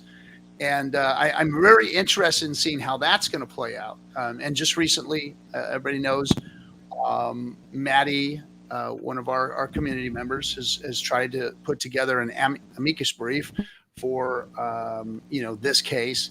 One's already been made. I think that one can be applied. I'm not sure. I'm not a lawyer. I'm not sure how those things work, but we've already done one. But Maddie's working on another. So there's a lot of stuff going on, and it looks really good for the crypto space right now, with the head of the crypto division of the SEC resigning, with all of a sudden Gensler doing a 180-degree flip-flop within a matter of a 3 or 4 day period.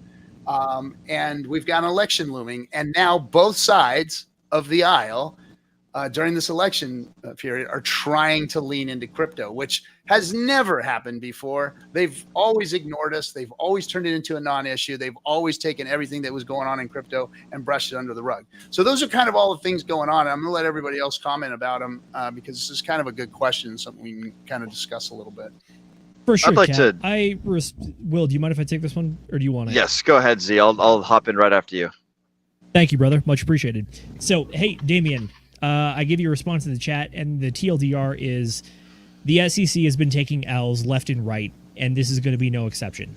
Unfortunately, PulseChain, more than likely, the price is going to be held down until all this is cleared up. However, one thing you can think about is that it might be a rubber band effect, which is that the longer you hold it down, the higher it's going to shoot up afterwards because it's so depressed and the rest of the market is continuing to do its normal movements, and then we're going to catch up and possibly overshoot. But to give you the specific details, yes, RG3 made a very important point, which is that the latest L in the chain of the SEC, for some reason deciding to take things to court and ruin their record, is that the head of their crypto enforcement division did resign.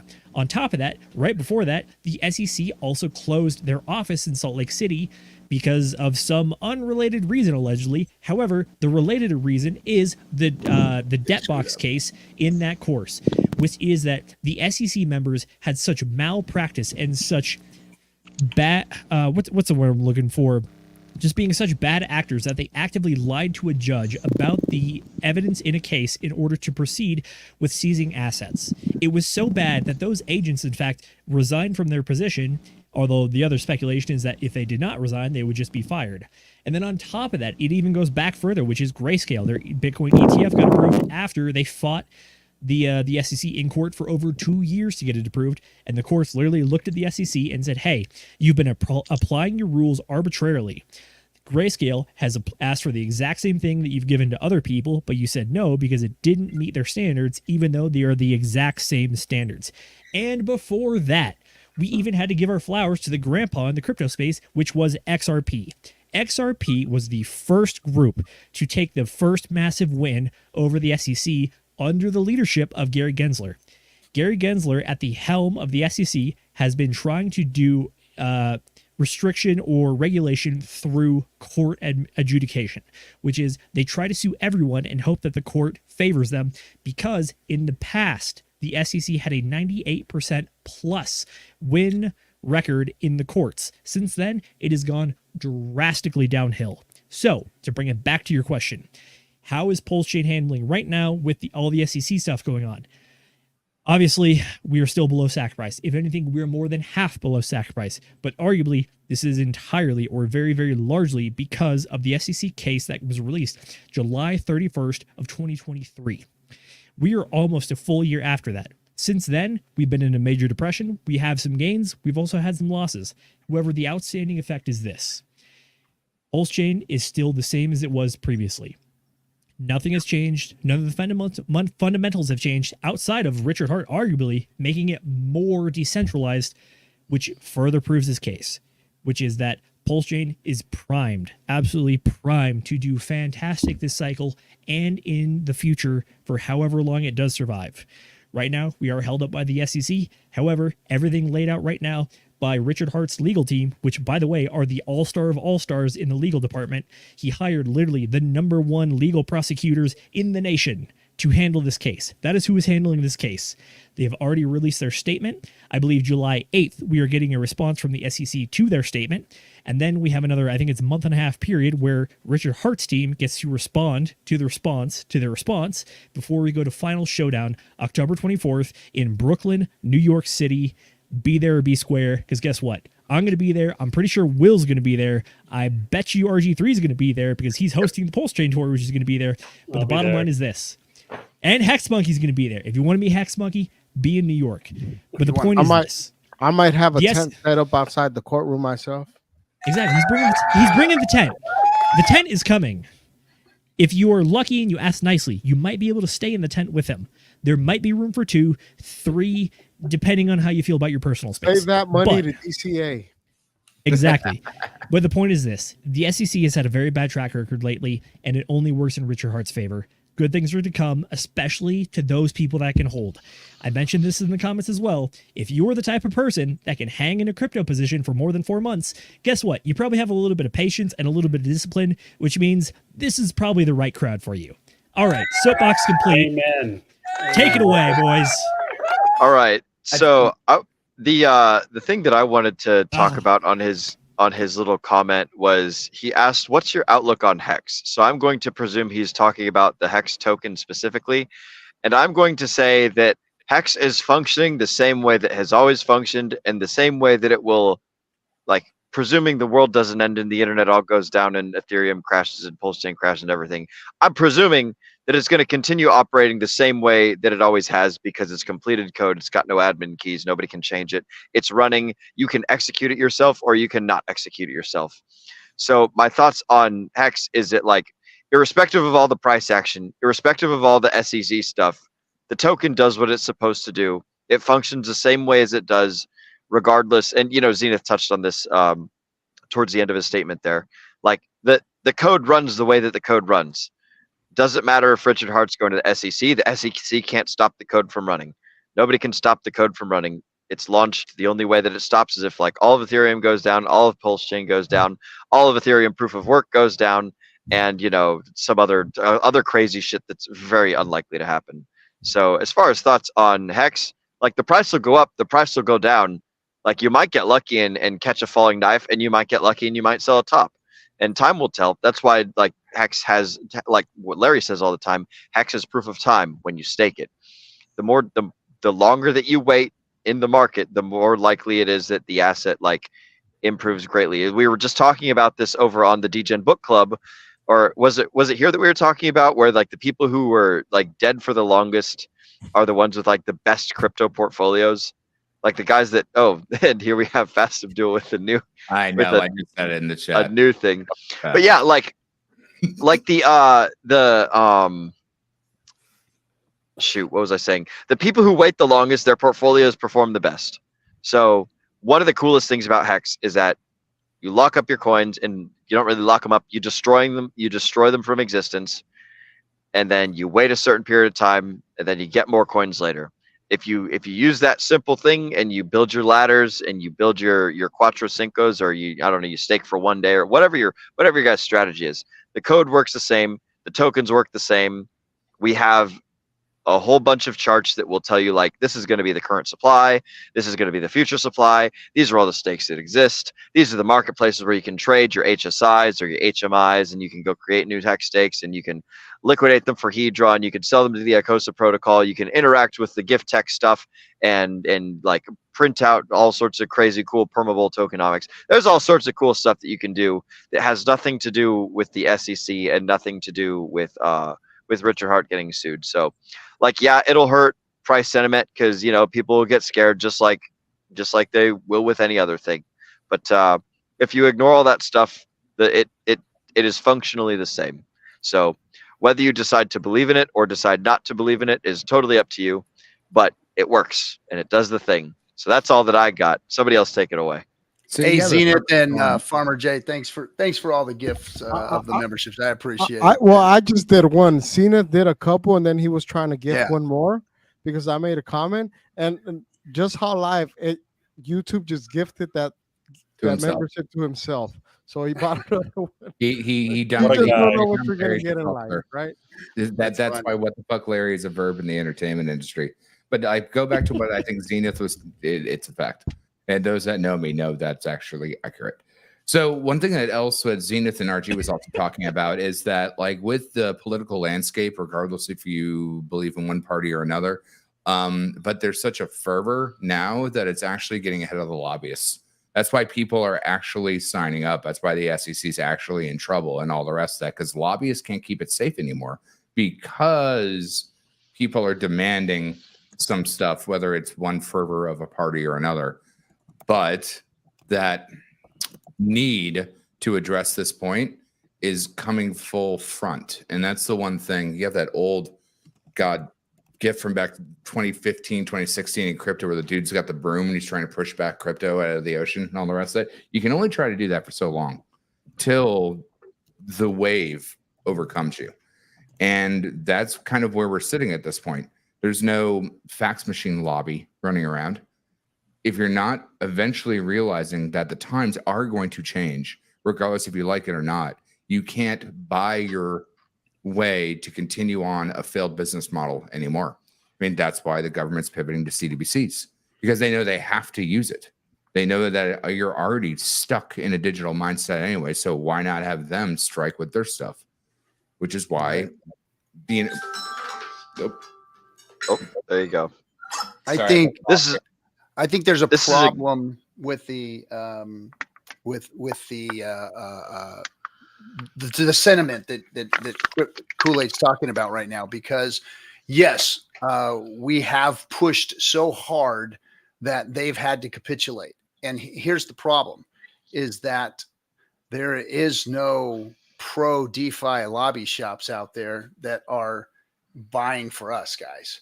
And if we don't get our shit together on that one, that's where we're going to lose, because they've got BlackRock in the freaking bag, guys. BlackRock owns the Bitcoin. Your OG Bitcoiners, your OGs sold you down the river and sold your crypto, your beautiful Bitcoin, to the people that they've been trying to defeat. And that's a sad thing. But now the problem is that the real money has reason to lobby. The real money has reason to come in and take over the space. And that's what they're going to do. And it's going to be a centralized space, of course. But if we don't get our shit together in DeFi, it's going to be a really tough road, guys. A really tough road. The great reason why, like, I'm constantly telling people, hey, we have some common adversaries, enemies, whatever the right term is. We got to get over our petty bickering and put our weapons down, or at least turn and face the real enemies together. Like RG3 is saying, they're coming after DeFi. That means they're coming after PulseChain, Hexicans, meme coiners, utility tokens, all of it. And if we don't band together from a position of strength, they're just going to point at us and say, "Oh my God, they're destroying themselves. We don't need to do anything." So, That's true. Khalil, yeah. This, at some Cap, point, if you enough don't is mind, enough. Like this might be. Oh, sorry, Khalil. What you got, brother? Your muted. mic Oh, you're wrecked muted, again. my man. By the way, Will, that was a great rant about how awesome Hex still is. Kudos. Somebody got to clip that. You too, Zenith. Not yet. Not yet. Thanks, Khalil. brother. His The was a only little thing more I'd throw positive. Mine into, was a little more pessimistic, but yeah, thank you.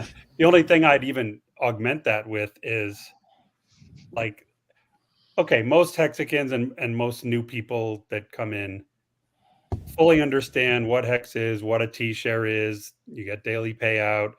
Here's the bonuses. Longer pays better, bigger pays better. Like, took us a while at the beginning to learn all that, but we got it. It's very learnable, especially since there's so many of us now to help.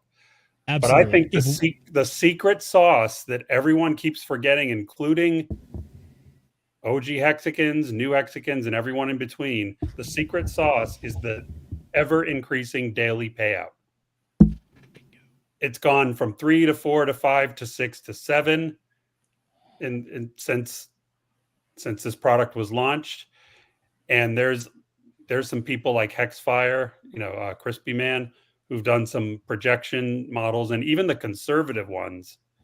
Man, if you have a really long stake, that's your money maker, is the ever-increasing daily payout, not just the T-share bonuses, which, I hear people say, oh, it's not like before big payday, you only get like 3 or 4 times your T-shares if you do 10, 15 years. Okay, but that's not where you're really going to get your gains. It's the ever-increasing daily payout.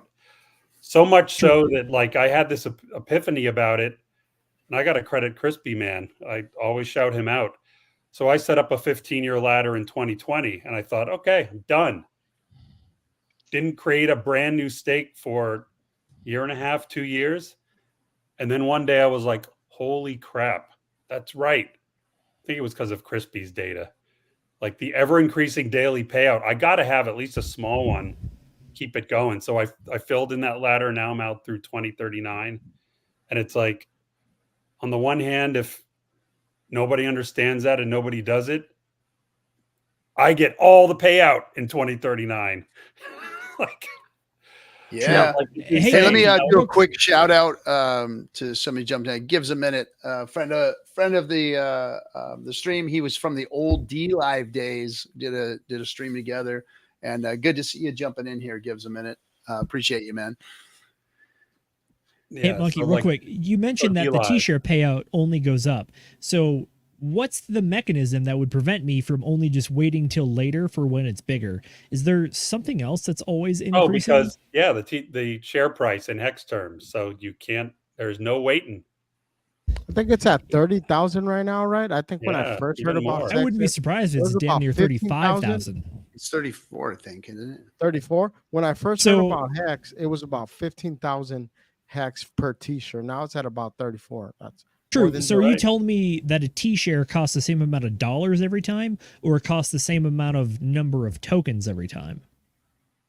The ever increasing share price means it can only go up in hex terms. Okay, so it's only in terms of hex, not Yes. dollar terms. Yes. So if you stop thinking Hex. in dollar terms and start thinking in hex terms, Yep. that's how you can understand the There T-shares. you go. Exactly. There you go. You're always making more hex. Period. End of story. You're always making more hex. And in those later stakes, you're You're making a making shit ton of them exponential. because of like Wales only had some videos early on where he was showing that trend, but it was so early you couldn't really see it. Hexfire has taken it from there, and now we got 4 years of data, and it's like, whoa, this is really happening. It's really going up only the daily payout. Mhm. So there's the bang for your buck for the longer stakes. Doesn't mean like put your entire portfolio into long stakes as No. opposed to doing some other stuff. It's just some part of your bag should be a ladder and take it out as far as you can. True. What's really So cool some- is that those early streams were showing exactly what's happening today. Like it was Bingo. predicting what's happening today. And we're like, Yes. wow, we're going to be there. We're going to be at 7.44 hex per T-share one day, and here we are because the math was working out. And I get laughed at because I said, hex is math. It really is just math. This math is programmed in to do that. You will get more hex by staking your hex, period. End of story. Now, I'm not saying you're going to get more value, more dollar value, because you never know what the price is going to be, but you're going to get more hex. And now here's the cool part about what they were predicting, what Wales was predicting early on. And when he was showing us the math in the background and freaking us out, because he showed the exponential growth. So at 10 years, you stop getting bonuses on your distance for staking. So the 10 to 15 year mark, you don't get any more bonuses. There's no bonus for longer pays better. But the exponential growth after 10 years is through the freaking roof. And when it comes to the math, and that's where you really start making your gains is on those 10 plus year stakes in hex terms. True. Hey, Khalil, you there, brother? You are still Yeah. muted, my man. He's much Yeah. too polite too. He raises his hand. You got to. He Yeah, is. I just see go him. in I like see this, him. man. Just cut them off. Cut them off. The FN Hangout. You just cut in and say whatever the F you want, man. Goddamn right. Yeah, your mic's not working, man. Yeah, just see if you can get it to work. Try and fix it. Hey, Cap, back to your point previously. Might have been a passing thought, but I think it is important, which is it's unfortunately a bit of a black pill take, which is that legislators, congressmen, and senators, they don't really write legislation. They only read it, pass it, and move it through the process. Sometimes means they that don't the- even read it. They just pass it through the process. Correct. Like how do you read the 1,000+ page omnibus bill in less than 24 hours where you have to go vote on it? Exactly. This is also You guys this is are also not giving Harry him an Potter. awful This is lot of credit. Like, look, I- I'm hiding my true feelings for politicians, Will, but at the same time, Yes. we have to try to give them some incentive to do good things. So if they don't write the bills and they hardly read the bills, that means that the people that do write the bills and understand them are the lobbyists. So Yeah. RG3, what do you think is the best way that we can kind of break into that area and help kind of shape that and maybe even, dare I say, propose legislation ourselves? So it's a situation where you can't beat them, join them, because to beat them would be to get rid of Citizens United. And to beat Citizens United, to get rid of Citizens United, you need a constitutional amendment, which takes all the states to ratify it. And that's just not going to happen. It's one of those impossible things that you just can't get done. So Citizens United is here. You've got to, rather than beat them, join them. Us in the DeFi space, setting up lobby powers is probably the only way to go about doing it. And I don't know if it's too late or not, because now the powers that be have got their hands in it, and I'm telling you, they're setting up their lobby shops for this thing. They bought their Bitcoin. We know that they own it. We know that the institutional money is heavily invested now.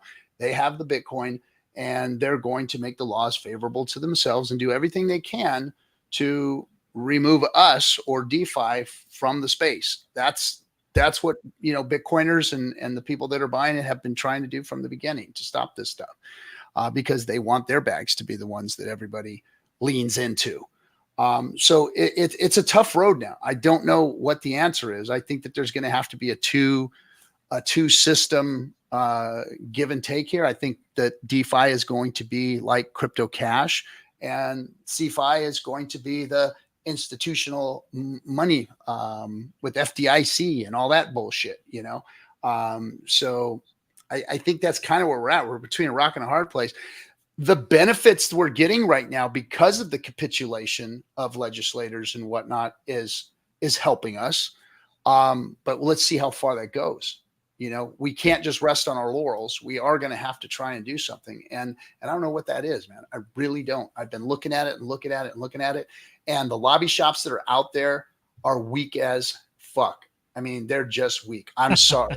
Our crypto lobbies are weak. I was out there. I met with a bunch of them, and they were all up CeFi's ass. And that was when FTX was pulling their shit, right before that all blew up. And they were all up FTX's ass and trying to get the centralized exchanges, their legislation and whatnot.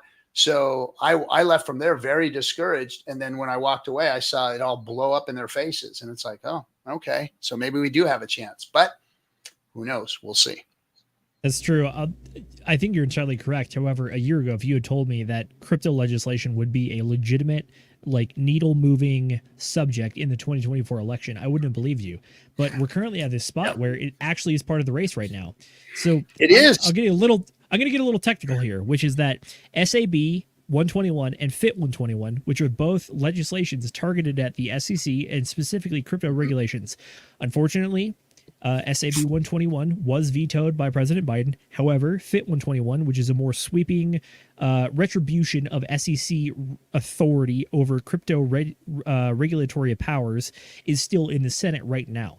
But the reason that I bring it up is that I think crypto is in a pivotal spot right now, and it could really, really use some extra outside support from a lobby, or maybe people backing a lobby, or dare I say, creating their own lobby to really help propose the legislation. Because right now, as the political landscape stands, in an election year where people are trying to consolidate bases, may I add, we currently have two different pieces of crypto legislation.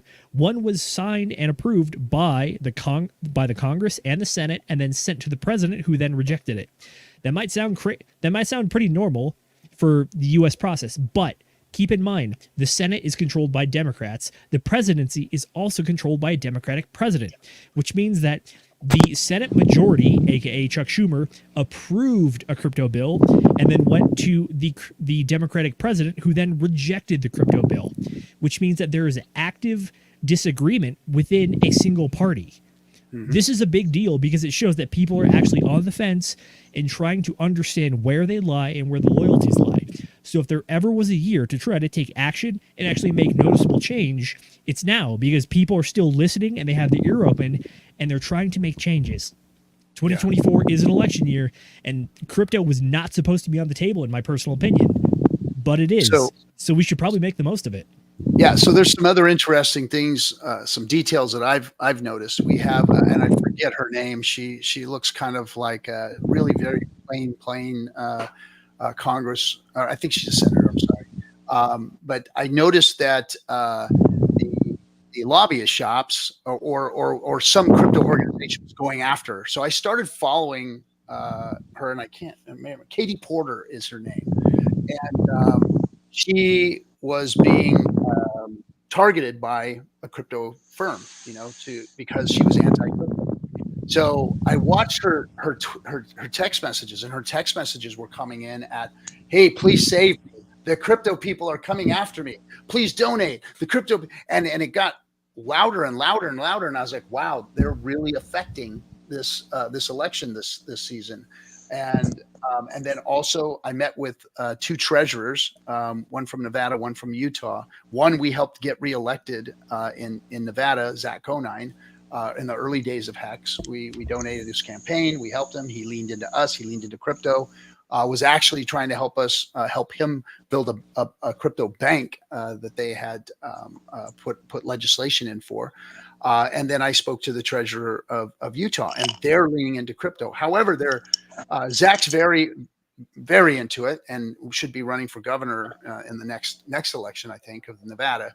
And then this other gentleman in Utah was, kind of tiptoeing around it, but still interested. So there's a lot of stuff starting to churn up, in the political landscape. Before it was just hands off, sweep it under the rug, especially during election year. Let's not talk about it. And now with the SEC going so hard and getting so beat the hell up, and look at even John Deaton is looking like it's looking really bad for Elizabeth Warren right now. Like he is gaining on her. He is doing well. And if that happens, that's going to be huge. That would be really, really huge for crypto, for a flip like that to happen. John Deaton being a very, famous crypto lawyer out there in the communities, working really hard, big on the XRP case, is now running against Elizabeth Warren. And, that would be huge. That would be huge. So there's a lot of stuff going on in the political space, and 2024 it's definitely surprised the hell out of me. I did not think it was going to be a factor, and now it is. I mean, you even hear, we saw some of our community members out there at Trump's place talking to him and asking him crypto questions, and him leaning into crypto, and even the Biden administration leaning into crypto. So yeah, there's some interesting stuff happening. Definitely. Shout out to Brandon and Gary, by the way. That's Gary Woods of Funding Gym and Brandon Davis of Rags to Riches, who, by the way, is also launching the Rags to Riches Network, aka if you are in the space and you want to be on the channel, he's happy to invite people. By the way, he's also looking for an editor. So if you are an editor and you have the chops, shoot him a DM. He's probably more than happy to pay you to do good work. I was going to say, they also had IMB Roots, and I believe that IMB Roots, I don't know if this is the same event, but IMB Roots asked Donald Trump a question about crypto, and that's when Donald Trump came out with if you want someone who's in for crypto, then vote for me. That's when he came out with that stance. So shout out to B Roots as well. I don't know if that was all the same event where that happened, but that shit was it was cool, man. Actually, they were all at the same place. Yeah. Okay. Hell yeah. Listen, gentlemen, this has been an excellent time. I got to hop off and go take care of some stuff, but I wanted to wish you all a fantastic night, and I hope you all have a fantastic time still chatting here. Captain, thank you so much for having me on. Zenith, oh man, who all we got? Zenith, we got Larry, we got Fast Abdul, Farmer J, Khalil, and then Hex Monkey. Always great to see you guys. We'll catch you all on the flip side, my guys. All right, see you, buddy. Just a quick shout out to Will. If anybody's interested in meeting more Hexicans, he's got his link right there, Hex Meetup. I know that a couple of people have met up. Like there's been multiple meetups that have happened through his Telegram chat group.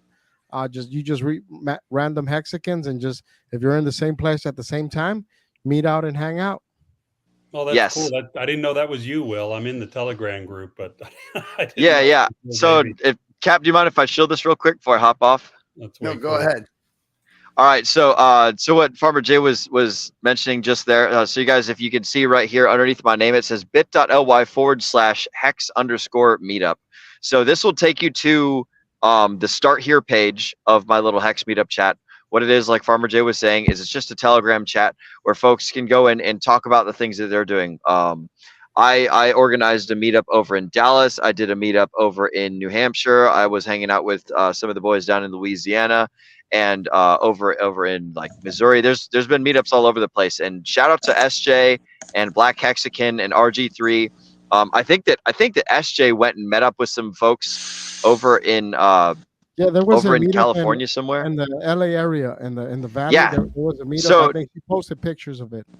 Yeah, so absolutely. So if you guys are Hexicans, you want to meet other Hexicans, then go to bit.ly/hex_meetup. Again, that's bit.ly/hex_meetup. It's a Telegram group read through the start here, the introduction and everything. It'll kind of explain to you how to use the Telegram group. If you guys have any recommendations for new locations, because it's basically just a giant list of topics that separate the spaces in the world. And by the way, Khalil, I think you're breathing into your mic, my friend. But if you guys, if you guys want to, if you guys want to meet up with other Hexicans, then hop on into this chat and it'll be fantastic and super awesome. And with that, guys, I am out. I hope you have a fantastic night and we'll catch you all on the flip side. Much love. See you, bud. True. By the way, if that is true, then that means that we have Khalil back online. Say something, brother. What you got for us? Can you guys hear me? Yeah, yes, we hear you can. now. There you go. Yeah. There Okay. it is. Okay, wow. I literally have my mic on mute. Let me show you. Hold on. This. Oh, it's a mechanical mute. That's what it is. That means it's on mute. It's working. It's literally working on mute. But it wasn't working off mute. But yeah, I was going to say a lot of stuff. There was a lot of good points that you guys made. But generally through the way, you know that one interview that Richard had where he wore like the high boots, like the whole fit was designer. He had the haircut and all that. It was kind of like a dark setting that a lot of people got into in 2022. He's had a lot of the streams, my man. You remember what the subject He was off to the What was left content? and she was off to the right, and he was just like explaining how Hex was like the best thing. Okay, so we had a guest. Like an interviewer. He was the Okay. guest. I'm not talking about one of his own things. I'm talking about when he was off to the left, he had like those white or like off white cream colored boots. A lot of people got onboarded around this time. No, I can't remember the name of the like the company that was interviewing him. But okay, so basically I got into that time in March, April of 2022. It was a really good time. I was like on I would say I was on like something to try to find passive income, of course. And then I came across Richard Hart. And it became like a really good, like it basically took me around the path that I wanted to go on and find something that provided me with passive income. I don't know why Fast Abdul, I've been trying to say this. I think he lives at like iParty or Party City because this is crazy. But okay, He owns so I a was chain always of looking. Party City. He what? He owns a whole. He owns the chain of Party Cities. Apparently, He must. He has to be a PulseChain whale. But yeah, so I came across the path of Richard Hart back then, way before, about a year and 2 months before PulseChain launched, and seeing that video. And after that, I watched every Richard Hart video that I could possibly find.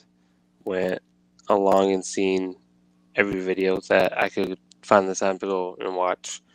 And found everything to be perfect as far as Hex, PulseChain, and PulseX. Like, obviously, everybody wants to invest in something that's scarce. You can invest in gold, silver, whatever you want to do.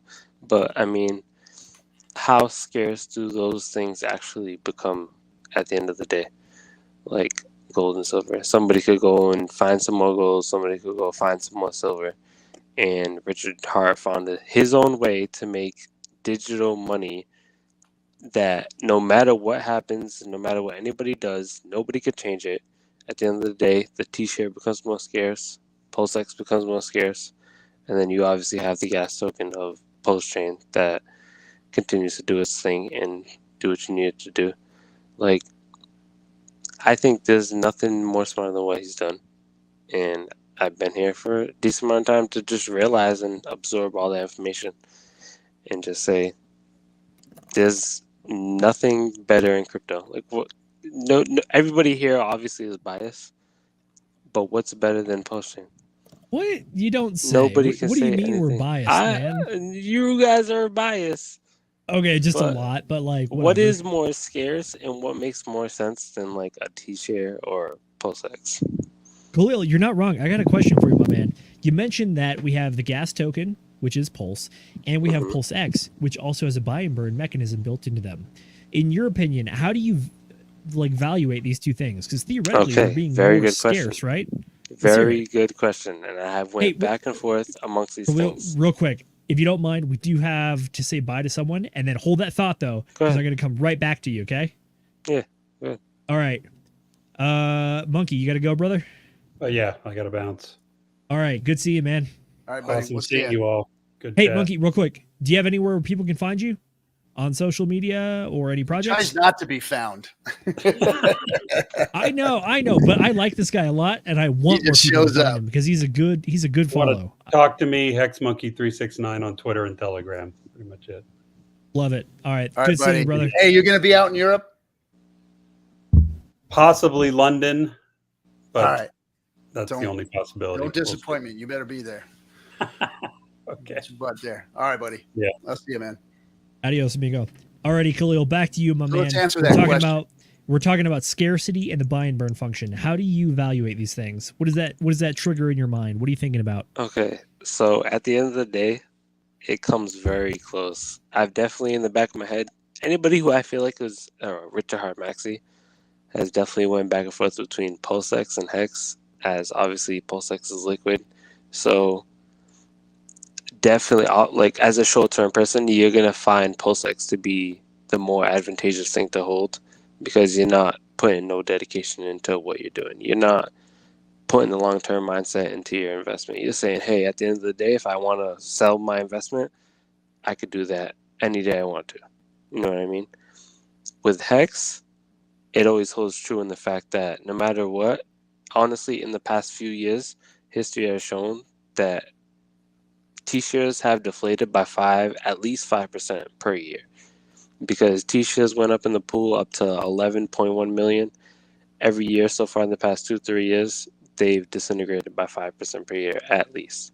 So at the end of the day, it really, like, there's a lot of stuff to get into that you can't break down into like a 5 to 10, 15 minute explanation. Probably I'm not that good at that. But I think you get what I mean when I say if you're getting into a T-share, you're already locked into your commitment and you're going to get more than what you're going to get when you hold PulseX. And PulseX is burning at 4.2 to 5% per year. And we don't know how high gas fees are going to go. If gas fees go really high, then yeah, it could burn at like maybe 6 to 7% per year. But that's not guaranteed. What's guaranteed is the fact that the T-share is going to burn at least 5% per year. And then if, say, the worst case scenario, which I brought up a good argument like a month ago, was that T-shares obviously have been trending down ever since 2021. If T-shares in the pool was ever to trend upwards going here on out, say on a long-term perspective, say even like a year, say we're at 9.4 million. If a year from now we're at 9.8 to close to 10 million T-shares, the price of Hex would be going like pretty damn high. Like it would be going astronomical, just in the sense that people would have to be putting so much Hex in to create new T-shares in order for the number of T-shares to go up. The price of Hex would have to go up astronomically. Like we would probably damn near hit all-time highs just for it to ever trend up. And that case alone is insane. Like it has to go down. That's true. Hey, Khalil, you brought up some good stuff. I can tell you've obviously done some research on this, and I like what you think. I want to give you a counterpoint and see how you react to it. So you mentioned that the T-share rate, it depreciates at about 5% per year. I'm looking at the GoPulse.com website right now, and right now, PulseX has burned about 4.5% of the supply. So in over a year. Exactly, in just a hair over a year. So in my mind, I'm thinking, okay, PulseX has burned over almost 5% in a year. And then Hex is almost the inverse of the coin, which is that if you can imagine that Hex inflates and appreciate versus PulseX depreciates, like how do you evaluate these two assets? Are they exactly the same? Do they do different things? I don't know if you guys watch Does one do Crispy better than Man, the other?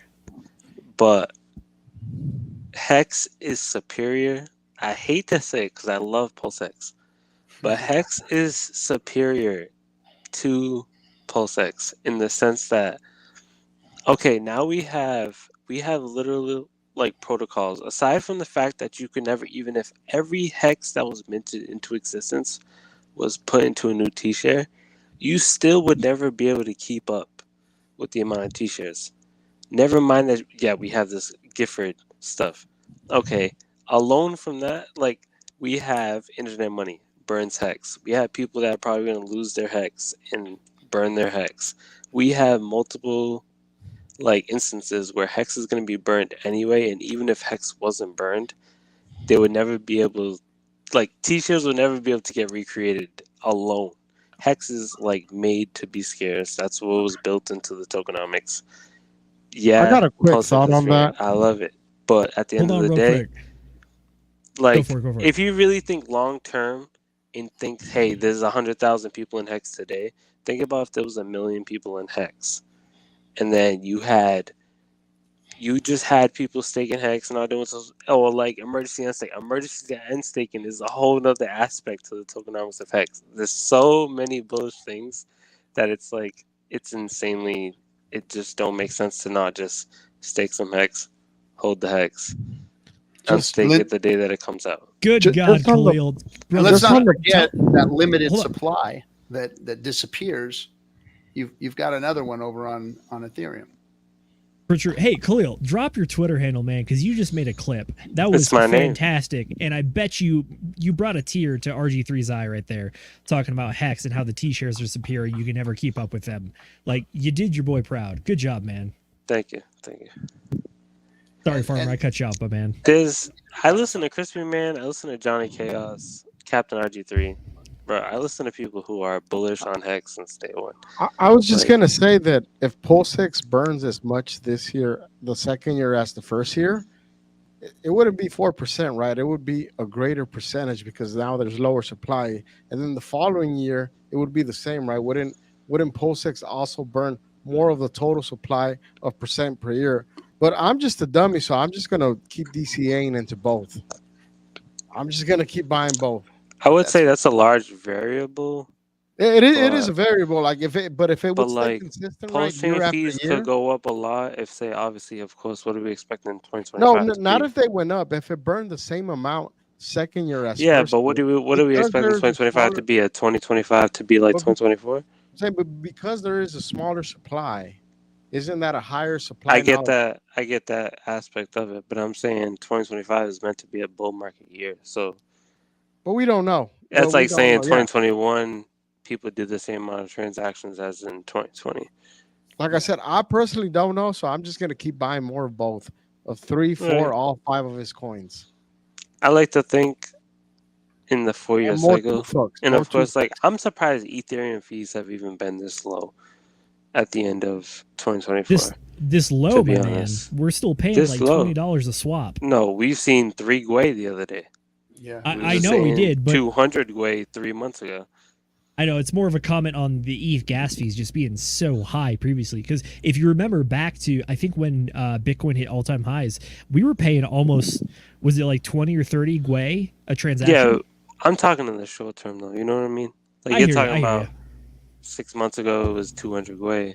In the past 3 months, Gwei has been like 3 to 30, maybe at the Yeah, worst. it's been real cheap to use the bridge on PulseChain lately.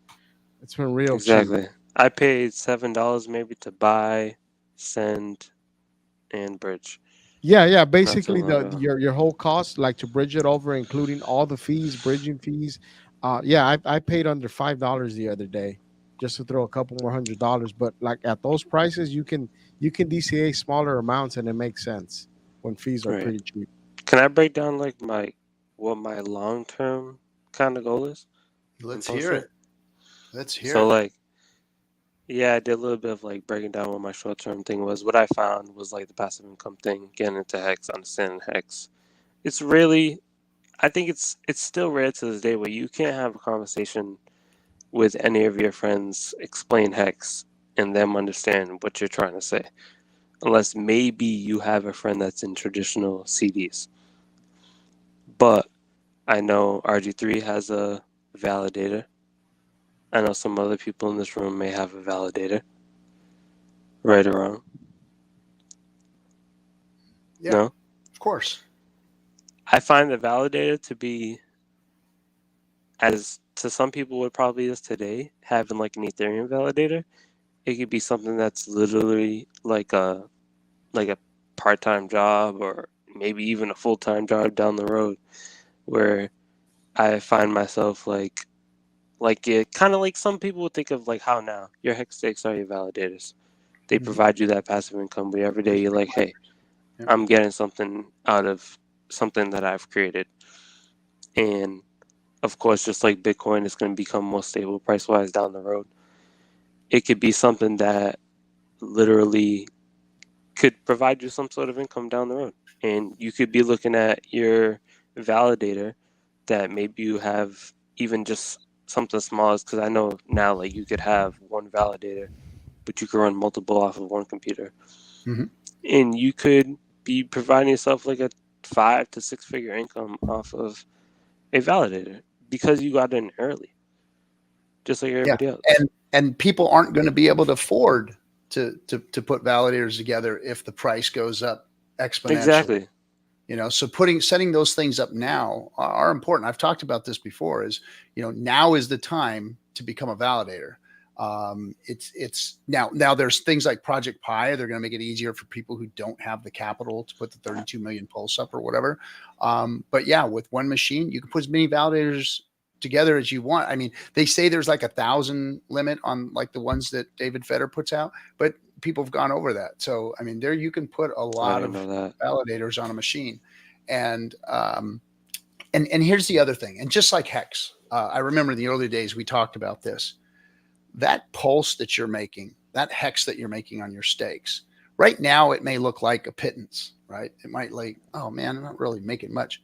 But when this stuff goes up in price, the amount of value that you've created later on down the road, remember the crypto that you are creating today with your validator or with your hex stakes is going to be exponentially grown. And those same coins are going to be grown in value down the road, you know? And so doing that now, I don't think enough people put enough value into setting up validators right now. It's very important, at least to get yourself a validator. And then as that validator grows, you know, to use the pulse to put into another one and just keep rolling it in and build your validator, you know. True. Hey, Cap, even if you can't afford a validator yourself, there are still solutions out there for people that can buy like a portion of a validator or buy into someone else and having the validation hardware, but them having part of the staking profits in it. Like shout out to Crypto Black Sheep and the DGen protocol. They're doing exactly that with the NFTs. But I mean, other than that, like I hope you have a speaking part to offer Khalil on the PulseChain tour, because this man just explained hex staking like very fluently. Like that's all there is to it, really. It's pretty smooth, Khalil. Good job. He inspired well done, me to make a new steak tomorrow. Me? Yes, sir. Yeah, you, brother. I'm gonna make one in your honor tomorrow. You have to watch some Crispy Man, bro, because this man we love Crispy around here. He's a good friend. Valid.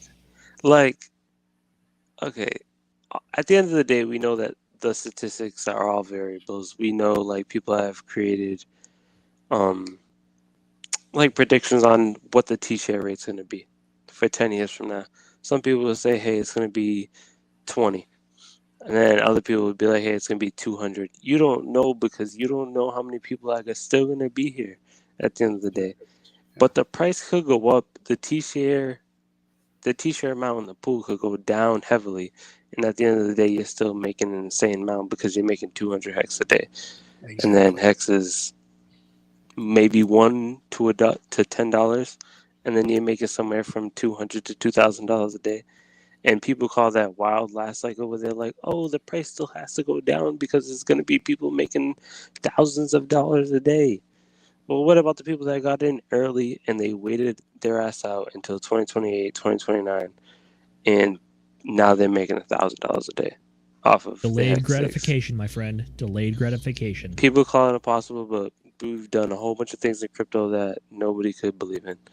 There's a whole bunch of shit going on in this space nobody knows about till this day. Only 5% of people are in crypto. Like, we have to get a lot of things through the like normal person's head that not everybody knows, because you, until the point where you could go to a cookout and tell everybody what you know and it makes sense to them, you know it's not mainstream. You know what I mean? Yep. We could all have these conversations here, and I could say it to you guys could tell me shit, and I'm like, yeah, that makes sense. You go to a cookout, and they're like, that sounds like a scam. Yeah. Until that day where they're like, oh, wow, you could do that, and that's okay with them, then it's mainstream. You know what I mean? I'm taking it, from the PulseChain tour. What I noticed is that we were talking to a lot of Hexicans. We were talking to a lot of, onboard. We'd get onboards that would come in, or people that are just getting into Hex and whatnot. But we really weren't seeing the needle move on fresh onboards, on outreach into other communities.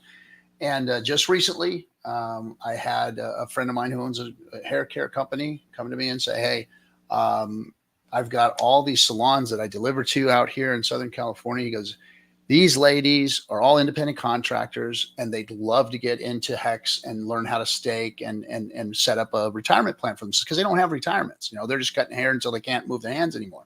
So we're literally going to start, when I get back from Europe, we're going to start hitting the hair salons, and we're going to, fill it up with hairdressers that want to set up, crypto retirement funds for themselves. We're going to show them how to onboard, how to get into, an exchange to move their value into a decentralized wallet, and then into the ecosystem to get stakes set up. So it's outreach, it's about outreach. And then I found, that there are gyms that do this too. So there's gyms out there that have just trainers that are independent contractors. So if you've got companies, businesses, business models out there that have independent contractors that work in one area, those are great people to tap into, to show them about Hex and show them how they can create a crypto retirement plan for the future, because these 401k people sit in there and tell them, hey, we're going to do something for 40 years here, the 40-40-40 plan, and nobody thinks a second about throwing into a 401k, right? Well, let's teach people that, crypto is a better way to do that. And Hex is that tool, I think.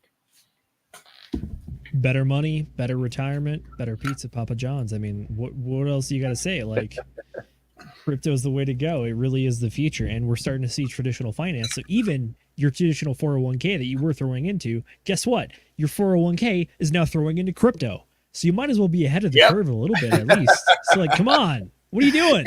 It's beating everybody to it, right?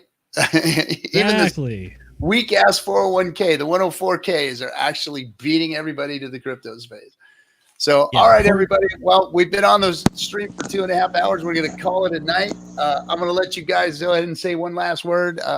Khalil, go ahead, man. Can you guys hear me? Yes, we can hear you. Okay. Yeah.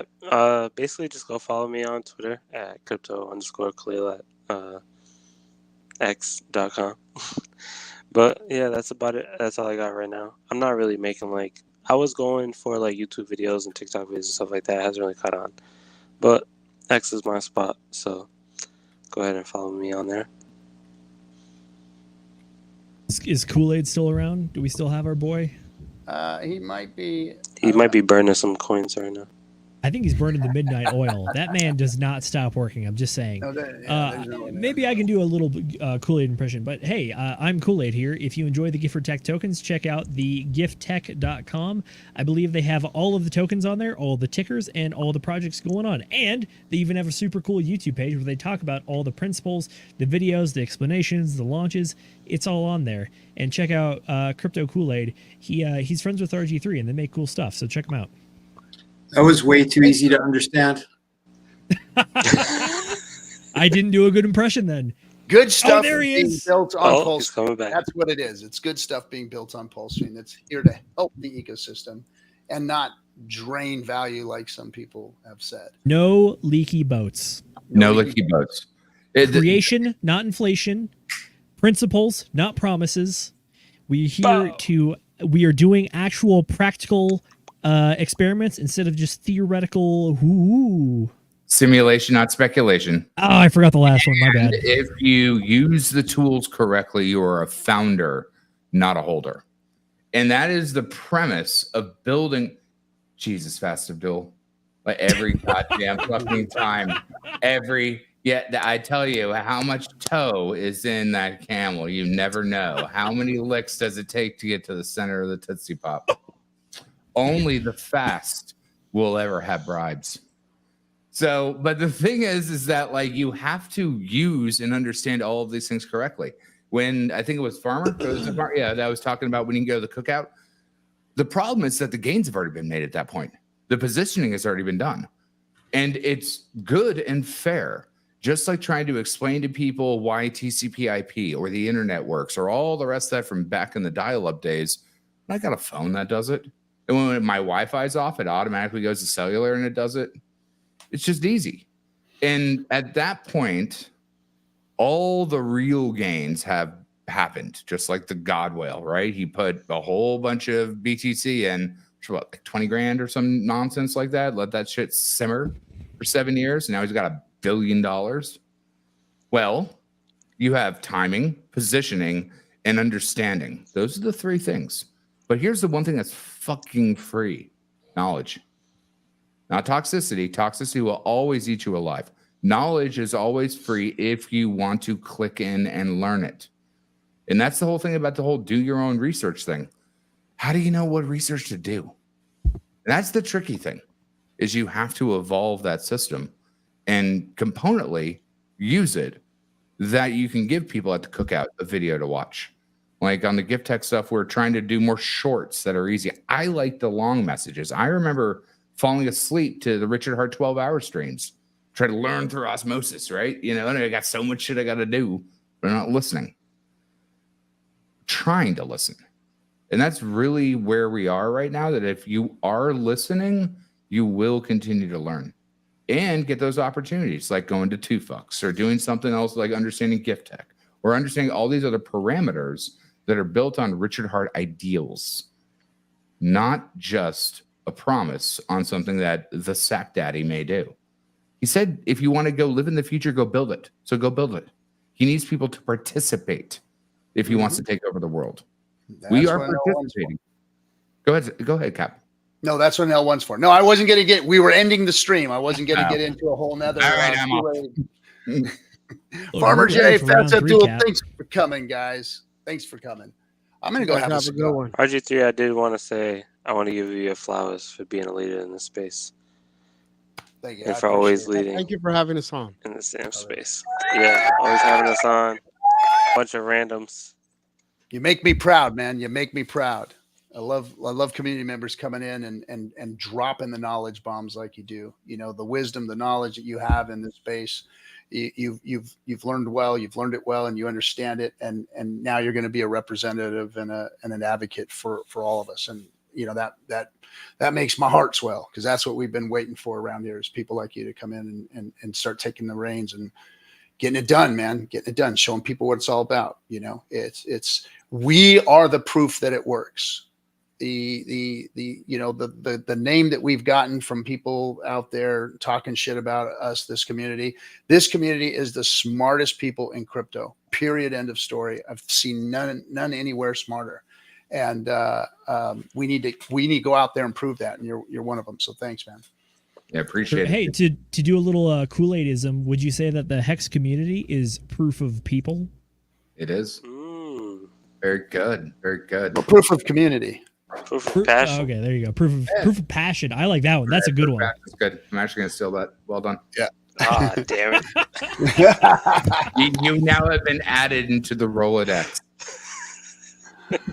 All right, Leo will never let his claws out of you. You are Kool-Aids forever now. Enjoy. Good luck. Thanks for coming. As Abdul, love you, man. Thanks for coming in and hanging out with us. All right, Farmer J, see you, brother. All right, everybody. We'll see you soon.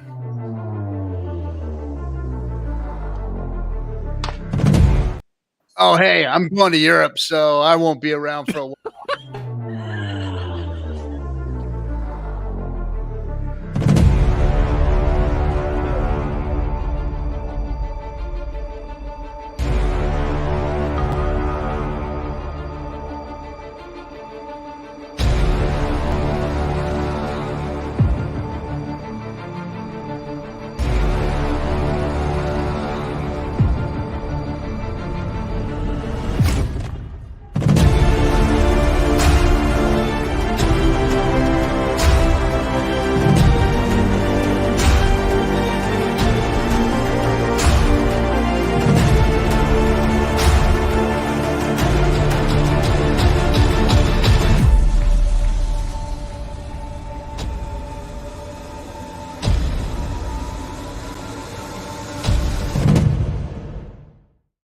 Seriously, and I ain't coming back. I'm gonna be staying out there for like 6 weeks. See ya.